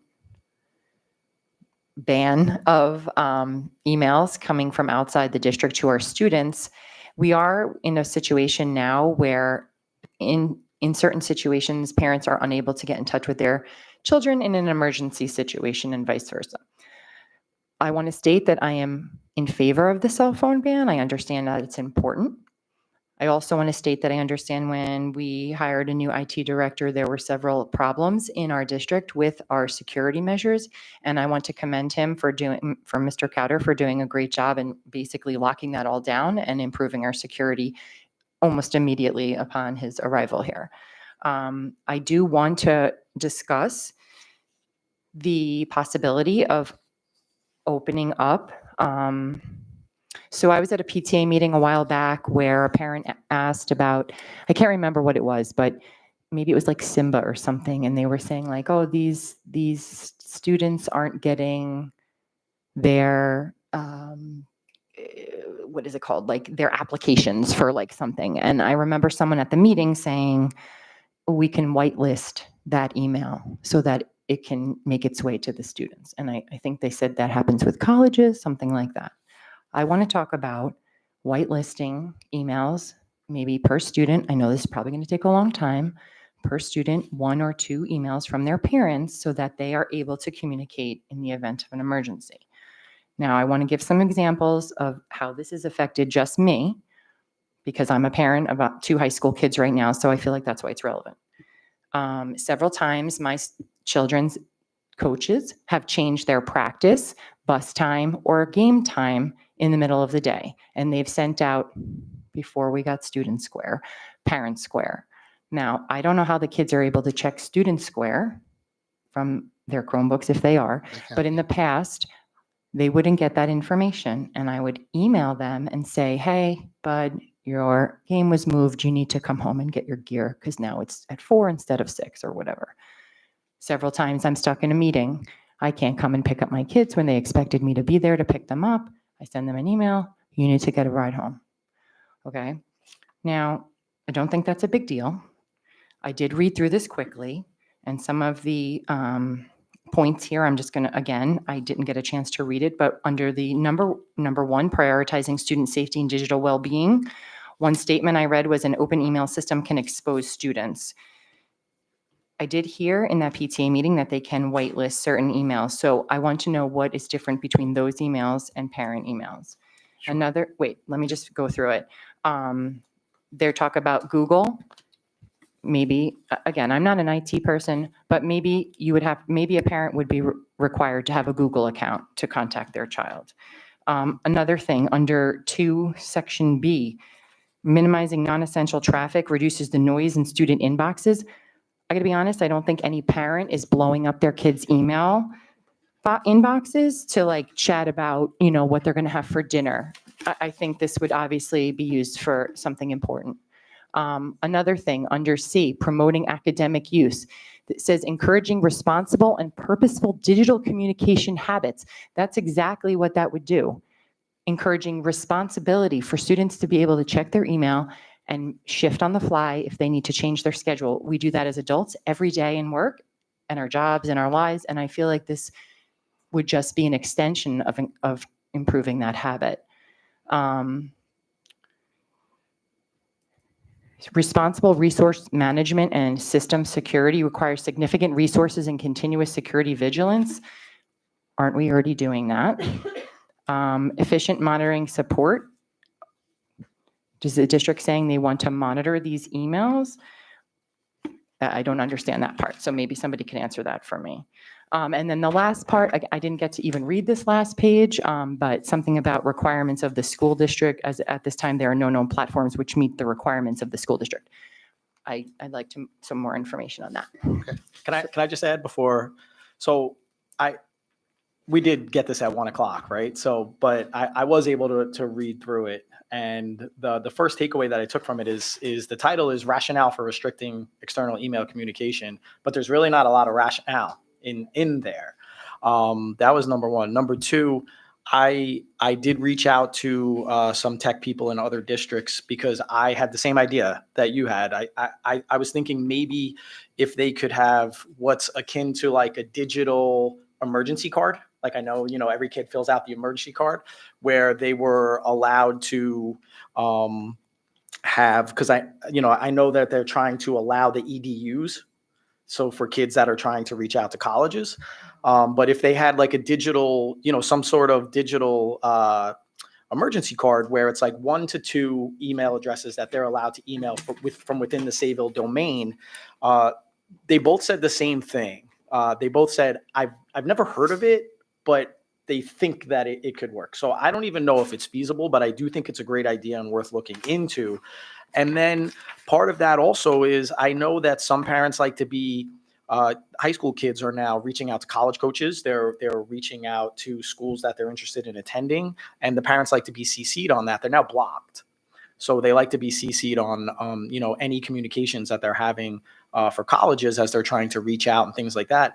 And now they're blocked on that. So I think if we could pull that off, if it's feasible, that's way above my tech, but I think that would be huge. So I agree. I think that would be And I don't think we're asking for something that's completely outlandish, like for you to be able to speak with your parent in a case where, I'm not asking like, hey, bud, did you want me to bring you down cookies? Like, that's not what I'm, worried about. And I think if it did become disruptive, right? If it did get to that point of cell phone level disruption, then that's on the parent at that point, right? And that means like they're being irresponsible, but they're making that choice consciously. And so I think that is a fair compromise and worth looking into.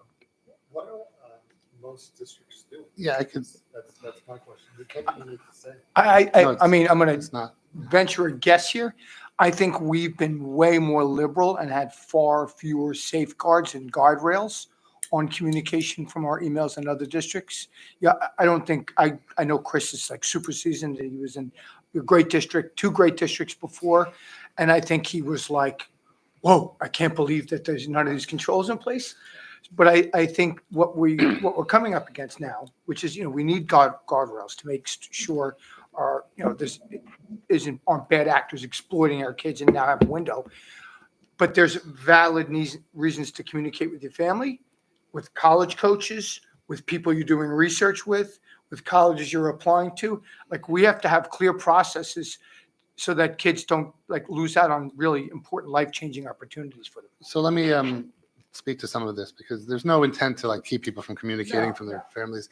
Also, you're absolutely right, Kelly. When Chris Cowder came in, one of the first tasks was look at everything and figure out what's going on with our technology.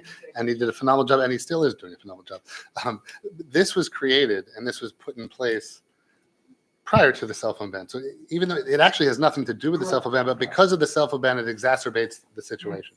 So when he looked under the hood, what he found in January was that there were no restrictions on any of the emails, and kids could email anybody, and anybody in the world could email kids. And that's very dangerous, and it's out of compliance with what we're required to do as a school district. So we said immediately, we have to do something about this, not for next year, not for immediately.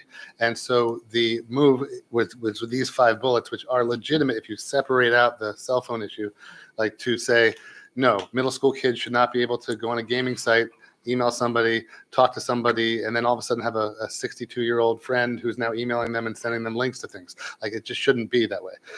Further, they should be emailing each other in the middle of the day. Also, well, to the degree that they do and how they do and what they're emailing about, because that leads to the bullying and the ongoing kind of inappropriate behavior. As much as we hope that most kids use it for good, some kids and some parents don't. So we have to protect from that. So these things were put in place separate and apart from the cell phone ban to protect students. And then there is a whitelist situation. So at the high school level, for example, we have kids who are doing research. So they might have a relationship with a professor at LIU or a research lab somewhere. So we created a whitelist. The research teachers gave a list of emails to the tech department at the beginning of the year of anyone who kids should be interacting with. And now that student can email that professor, get information on their study, and have an email back and forth. For college admissions, we can take entire universities, an EDU, for example, and say, okay, Hofstra University, we actually took, I think, 1,300 colleges across the country. They're on the whitelist, so kids can apply to colleges, although we recommend them using their home email addresses for colleges, because what happens is they get into the college, they graduate, they lose their email, and then they have to figure out, why am I not getting emails from the college I just got into? So we recommend that for college applications, you actually use your own, because once you graduate, you're going to need your own to continue on for your next 4 years of college. In any event, we did whitelist. The issue with whitelisting is when you whitelist, it opens up Hofstra to every student in the district. So if I took your email address and I whitelisted yours for your children, you would not only be able to email your children, but you'd be able to email every child in the district. So that's the way that the whitelisting works. To Desmond's point, is there a way, and I talked to Chris about this, the reason you got this today was because people were on vacation last week and I was waiting for them to be back so that I could get information. But this is good information separate and apart from our cell phone issue. Again, the whitelist makes it so that university or that researcher has access to our students and back and forth. And we don't want students to be able to have get phished, get scammed. We have training for our staff, and we still have staff members clicking on phishing links and getting us into situations where we have to get out of. So to expect a 13-year-old to be able to navigate that, while we do want to teach responsibility, we want to be able to make sure that that is protected in some degree. I want to comment on the emergency situation. If there's an emergency, and I think they should call the school, and they can call the main office, and the kid, even if they get his practice change, can go to the main office and make a phone call to a parent and say, hey, something's changed, I got to be picked up. Well, the other thing is I'm just talking about in an emergency. So someone's been hurt or injured, something unique like that. Well, I would assume that the I nurse think would call I in know, I that just want to situation. clarify, Right. there's no situation where a parent can't get in touch with their kid in the event of an emergency. When I say that, I'm saying like if it's practice. Yeah. Wait. Yeah. Well, we Not yet, not yet, when we not get to, Yeah, sorry. But Yes, we're thinking through. So let us have our conversation, please. I just want to say that if it's a sport team, it's the entire team Yes. that is changing for. It's not just this Yes, child. yes. One of the things. So it affects multiple kids now having to come to the office to get the message that a teacher now is getting a phone call in the classroom to then yes. relay my son a message. I mean, that just doesn't make sense. We will listen. I don't know your name, but Mrs. Sire. Mrs. Sire, I'm sorry. We will absolutely allow you to. No, But I was just saying. Yeah. we understand, but it's right. Well, I know. I just want to clarify the difference between Right, the emergency difference and a between change. emergency and a Yeah. change. If in any We- emergency schedule. occurs, there's going to be communication. Like no parent would not be able to get in touch with their child through the main office or vice versa. In terms of sports, one of the things we realized when the coaches were sending out parent squares last year is there were settings on Parent Square, which is digest mode and instant mode. And some of the coaches knew to click instant, and the parent and the kids would get the email immediately. Some of the coaches did not realize to click the instant mode, and then it was digest, so the parent was not getting the email till later in the day. One of the things we've cleaned up and what is going to be in place for September, just as a clarifying factor, not that, is that when a coach changes something and sends it out on Parent Square or University, it'll go directly to the kid through Student Square, and it'll go directly to the parent immediately in the moment that. So they're which checking. was not happening Yes. consistently. They're in the checking spring. for that, so they Yes. need to check for We're that. going to be dealing with that because we Okay. realized that was an issue. So I'm just going to point out that that is under the distraction part here of messages. So it's the same thing. I'm just saying. Okay, that- I'm just saying, because this is a bone of I think, contention. This is, I'm not happy about this. I understand. It may not be a perfect world, because we need guardrails to protect. Yeah, but we have to adapt. Like, we have to consider this. I This just wanna- district was open for like 15 It years. wasn't okay. That wasn't okay. It wasn't, but I'm saying, I'm sure we could figure I something think out. the major parental, All right, so I want to say that I've ahead, Ed. spoken to superintendents in other districts. I'm not going to name specific districts, but I will say that one district I'm aware of is whitelisting based on a case-by-case situation. So the parent would have to reach out to the district, specifically ask for their email to be added, and then they can get their email added. One district out of the cluster. The others that I've spoken to in the cluster and out of the cluster are locked down exactly as we are and are requiring kids to go to the main office or the parents to call the main office. I'm not saying that that's the perfect solution. He asked what are other districts currently doing, and that's what the other districts, and everyone is dealing with this because this ban has ramifications that go beyond just keeping kids not distracted in class. And we agree, like, we want parents to be able to make plans with their kids and get locations sorted out. But we also want to make sure we don't violate the intent of what these lockdowns are supposed to do for email, which is separate from but is now affecting. Amy wanted to add. Yeah, I just want to also add that, our building admin is also thinking about this and the ways that we can alter building routines and use our resources to make sense within the context of the school culture. So like, for example, the television screens that we have up around the buildings, PA systems, in speaking with Ms. Bricker, we both recognize that it's going to be a culture change, a habit change, and a routine change, but eventually we'll train students to be looking towards those screens for notices and announcements, to be listening to the PA for notices and announcements, and that'll just become part of the regular course of the day. I think the big concern for parents is that the parents will have the ability to get the information and the kids will have the ability to get the information, but they can't close the loop Right. to respond and plan as a result of that information. And I think that's what we're hearing. I want to say that what we have here is a very thorough, very capable, very smart director of technology who is giving us their best professional advice on what is the best for the technology piece and for our system. And yet that we have parents who have vital concerns, and we're going to have to figure out how to marry those two things. And I don't know if I feel better or worse that other districts are having this conversation, but there will be a resolution, and somebody will come up with a good idea, and we probably just need to ask the kids because they probably have figured it out already. Some of the kids but- have already figured out workarounds actually that are going to be working. But I also want to say and add to that,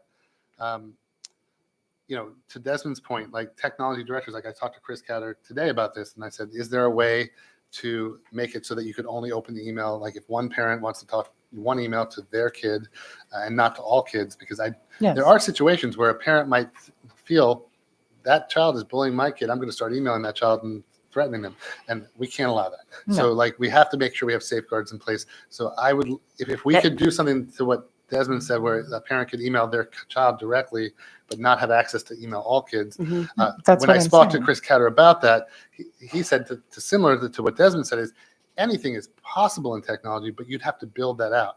And so to do that, you'd have to almost create a whole domain for each child, which requires more than just clicking a button and opening access, which would be the whitelist. Isn't there an app concept. for that? So everything Well, actually, takes something. So what I would ask is just give me some time to meet with Chris further, explore this further, sit with the admin team and Amy and Jillian, and just try to figure out like what other options we can have and what is possible and what is buildable and what is not. Because I don't disagree with what you're saying.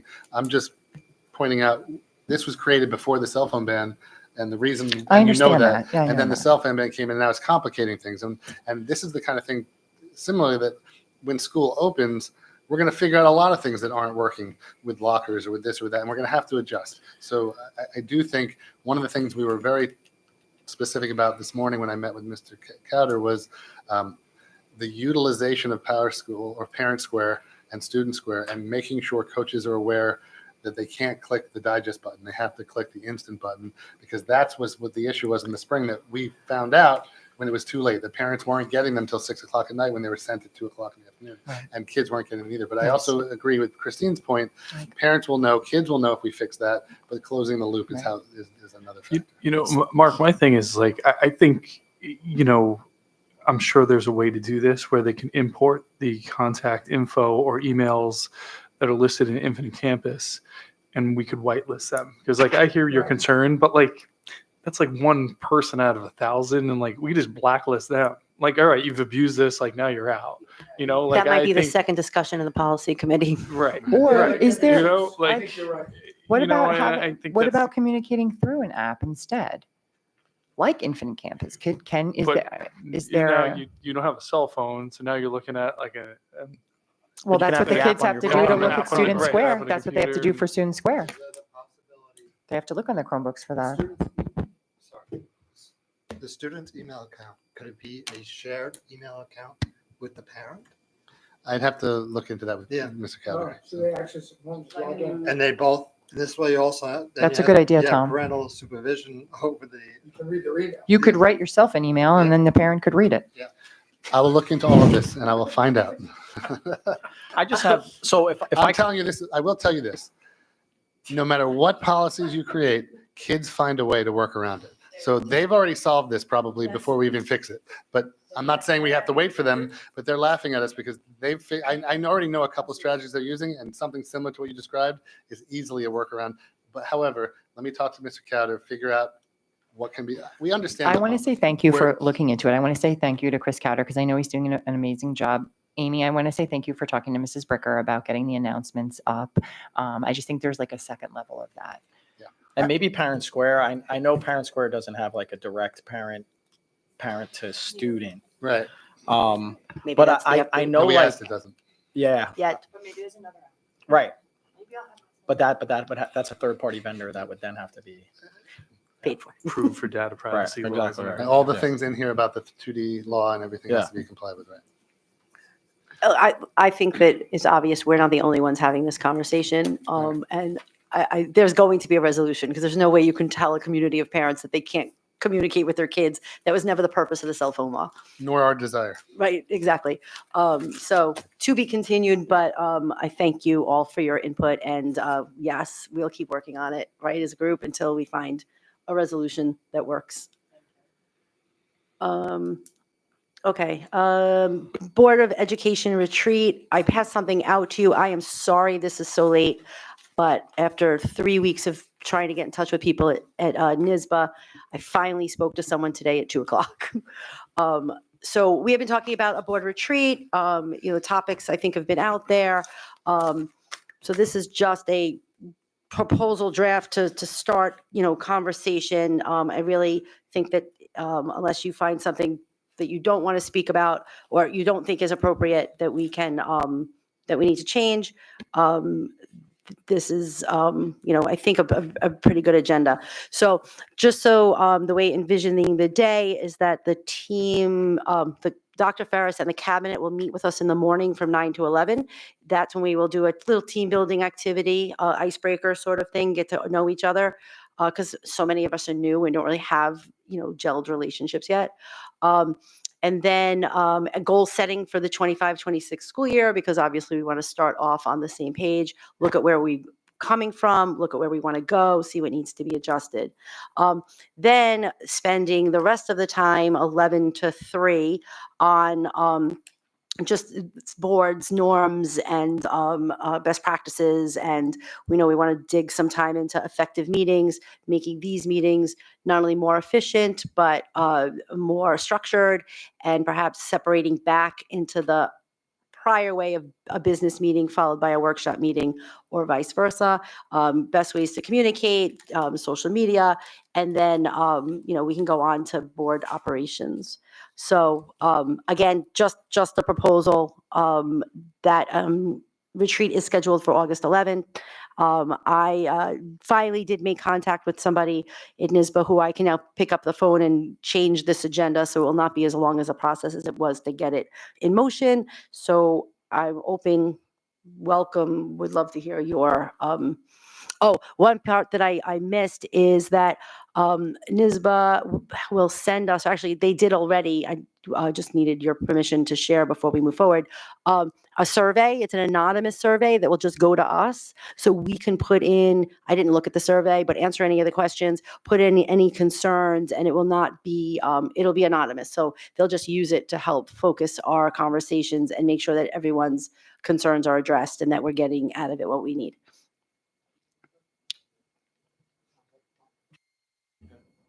Looks good. Wow. All right. If when we leave here, if you have any input in changes from now till then, I'll see if I can get more information with a little more clarity on what some of these things will incorporate. But I look forward to the agenda, the retreat. They're always very, very helpful and help us move forward.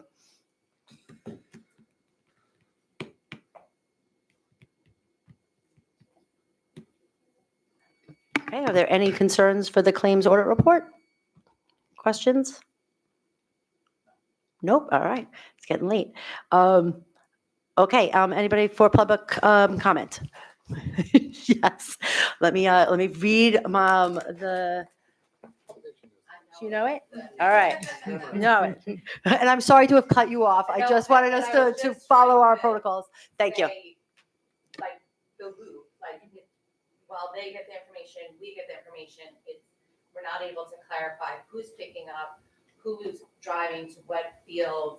I know both my children play a full sport. I get nervous, but speaking of so both my kids play a full sport. Oftentimes it's like we're told they're playing at the field at the high school, and then last minute it's changed to the turf. So they need a ride. So quickly, whether it be text that they'll see at the end of the day or an email, I'm telling my kid, hey, daddy's gonna be there. Marissa Grosso is gonna be picking you up to take you over to the field. So that loop has to get closed because we're not gonna be able to function without that loop closed. My second thing on the cell phone, you say, the law says one or more for storage. It also says one or more for one of the other mandates or requirements. As far as the storage is concerned, the high school students are not using their lockers. They have it, most kids don't. I will tell you, I have a 15-year-old son. He is the most unorganized child you will ever see. His backpack looks like a locker that someone's used for the last 45 years. He cannot use a locker. He will be overwhelmed with time between classes to get to the locker for his classes, like Mrs. Van Dorn said, taking half the class, half the books, then go back. He will not be able to do it. And I'm saying this on a personal level. For him, he is frazzled in situations where he feels he's under stress. So he is not going to put half of his books in a locker. He will continue to carry his backpack. So for that, he will never use that locker. I don't understand why other districts, Connecticut for one, is using backpacks as their solution to their cell phones. So that is a cost-free solution that does not cost the district money to tell the children to put their phones in their backpacks, and therefore classroom management takes on the rest of the situation if those phones come out of the backpack. So I just don't know why that wasn't looked into as a solution for those students who cannot get to the locker or for whatever reason would rather have the phone with them for whatever reason to have it on their possession. I don't allow my kids to use their phones during instructional time. In the high school, it has been that they can use it in the hallway, at lunch, during study halls. Fine. That I hate phones. It's a big argument in my house. My kids scroll for hours on phone. We shut the Wi-Fi off today in my house, for instance. So I don't love them. I think that they waste so much time on it. I do think they're a necessity in today's world. So I do think that a child, when you take that from them, it's gonna be a lot of tantrums going on. So leaving them in their backpacks, I feel like it gives them that sense of self to be able to put it in their backpacks, take responsibility, and therefore deal with the consequences if those cell phones come out of their backpack for any reason. That's all I have to say. That's my statement on that. Cell phone, email. My third thing, I walked in very quick at the beginning when you guys were talking about the AIS cuts. I will tell you, my kids did not have AIS. My kids have never received, in the elementary school, they had the tier 1, tier 2, tier 3. They were always tier 1. They never had support services. I will tell you, the math gets very challenging come middle school and high school. It moves at a very fast pace. I have been paying a math tutor, since my children have entered 6th and 7th grade. I pay weekly for both of my children to have tutors for math, and they are very high honor students. If we're not giving those supports in the elementary school level, they're never gonna make it in the middle school and high school when it comes to math. They're just not. They're not gonna get there. And that's concerning to me, especially like Desmond said, these are COVID babies. Two of my nephews are one's going into 1st grade next year, one's going into 2nd. They have speech delays, they have reading delays, they can't sit still, they have social issues. These are all what you're dealing with in that K-1-2 right now. And you're cutting the aides in the classrooms. It's just, we're asking for a mess with what's going on. And I know budget-wise, I know the money isn't there, but we have to give these kids the support that they need, because they're not gonna get there when the requirements from the state are getting higher and higher for these kids, and we're just not getting them there. I want to thank you. Thank you. I just want to say, in terms of math, I want you to know we fully agree with you, and I want to specify there are 5 elementary teachers dedicated to math AS compared to the 0 that existed when your children were in elementary school. 3 years ago, there were only 3. So, right. So I want to make it clear, our kids are getting a ton of math AS. We're down 1. We still have 5. So I just want to make sure that it's, It is Yes, so we agree. important We agree. At that lower level. Oh, and the quick thing about the emails, it can go on for hours. The CCing, I've always had my children CC me on emails when they're in contact with their teachers, just because I'm like, if they wrote something wrong in an email, I want to know what my kid is writing to the teacher. My husband and I are very strong advocates for their grades. We're pushing our kids all the time academically. So we're constantly involved in all of that, and to be shut out of that and not be able to see a teacher's response or what my child is writing, because now I'm not CC'd or can't be CC'd on that, it's a real lack, and just, it's a disservice to parents who really are taking the active role of their children academically. And I feel like it kind of shuts us out of that piece. And that's a very important part of teacher and parent for us to be on the same page with our children, to be like pushing them as students. So I feel like, I don't think that we should be pushed out of that whole CC thing, because it really is unfair. Understood. To not be in the know. That's a good point. Thank you. Thank you. We remain dedicated to finding a fix for this. How or when, we will figure it out. Oh, I gotta go back to my agenda. Hold on, gotta find it. My computer's gonna die right in the middle of this. I know it. Okay. Someone. I thought I'd be able to put that up. Okay. Anybody else for public comment? There's nobody left. I want to. What I want to say though, since there's one other person in the audience and she's been very patient, I want to point out who she is and why she's here. Oh, okay. This is Victoria Herman. She's been with us for 2 years as a leave replacement special education teacher. Tonight, if you approve, she will be appointed as a full-time probationary special education teacher in the Sayville schools. Oh, welcome. Thank you for attending. Give a speech. And now she knows a lot about We're our like, program. it's summer, it'll be quick. Okay, all other, Okay. All right, recommendations. Risa, did you have a resolution for me? Yes, Mayor. Okay. No, we don't, because we locked her access. Um, Only her okay, children get it. All right, so I need a resolution from one of you. The Board of Education hereby authorizes the board president to draft and execute a letter on behalf of the Board of Education regarding the Island Hills project and authorizes the district clerk to send such letter on behalf of the Board of Ed to the town of Islip. May I have a motion? Motion. Second. Chris, second. Chris and Tom, second. Discussion?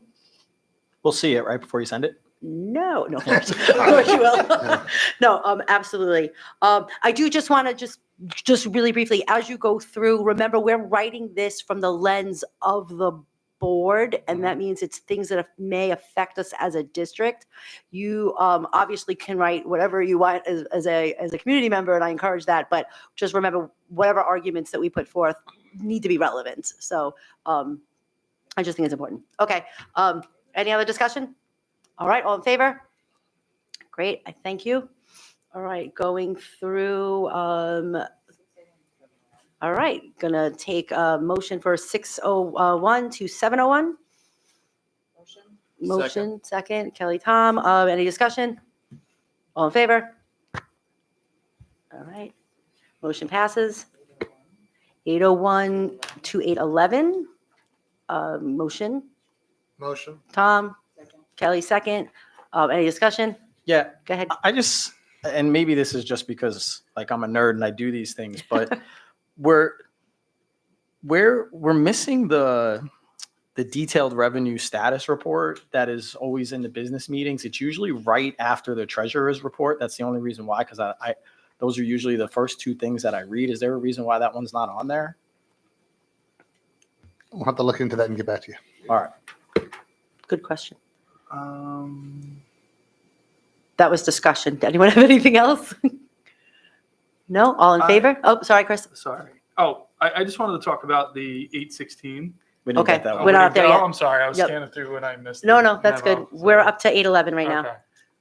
All right, any other discussion? All in favor? All right. 812 by itself. Can I have a motion? Motion. Second, second, Tom. Discussion? Okay, all in favor? 6 yeses, 1 abstention. Passes. All right, 813 through 820. Can I have a motion? Gosh. Tom, James, discussion? I just wanted Yeah, to- Chris.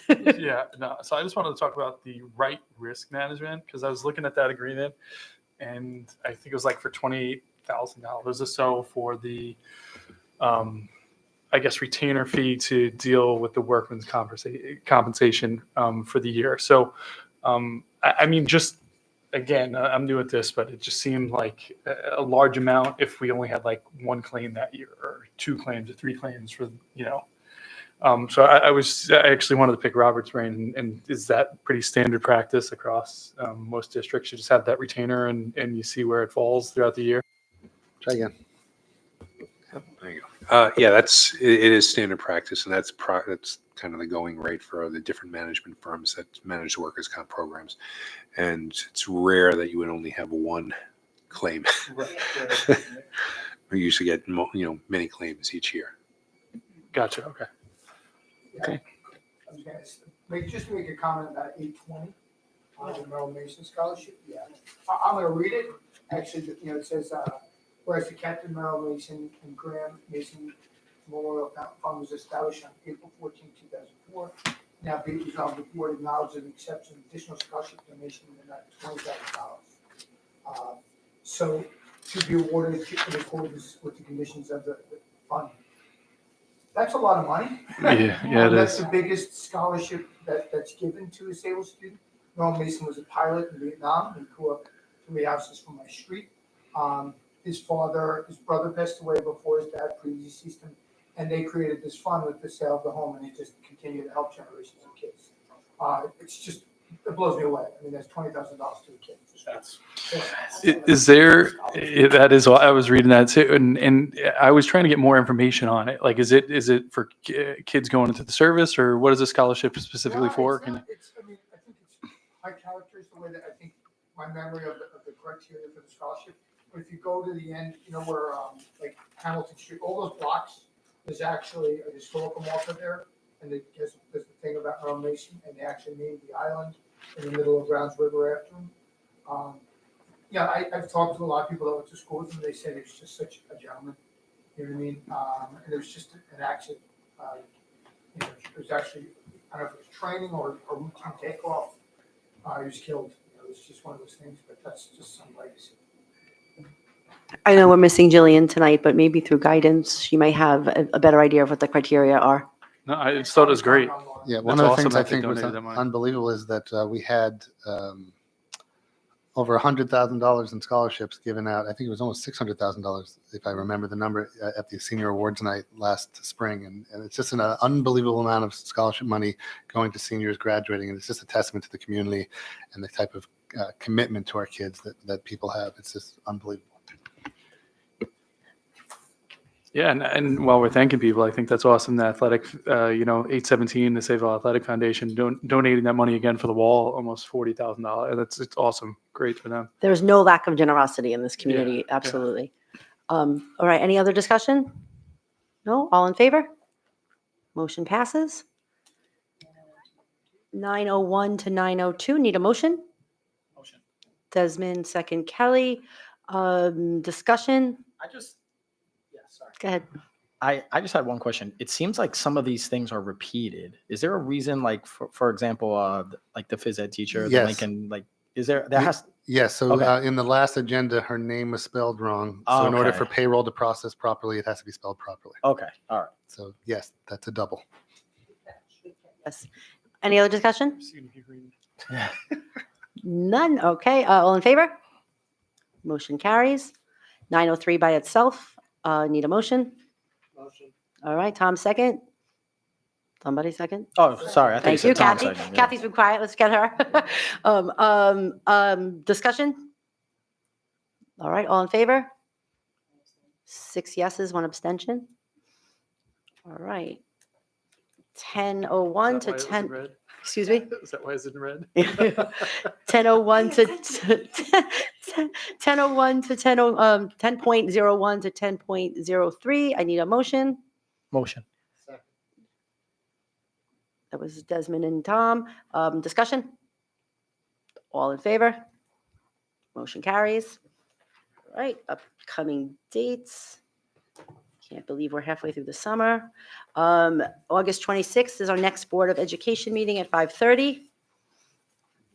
Just, we will return to our regular time schedules once we get back into the regular school year. We try to get out of here before sunset. Doesn't look like we did it tonight. It was a valiant effort. Okay, any other public comment? It's okay. No, you're welcome.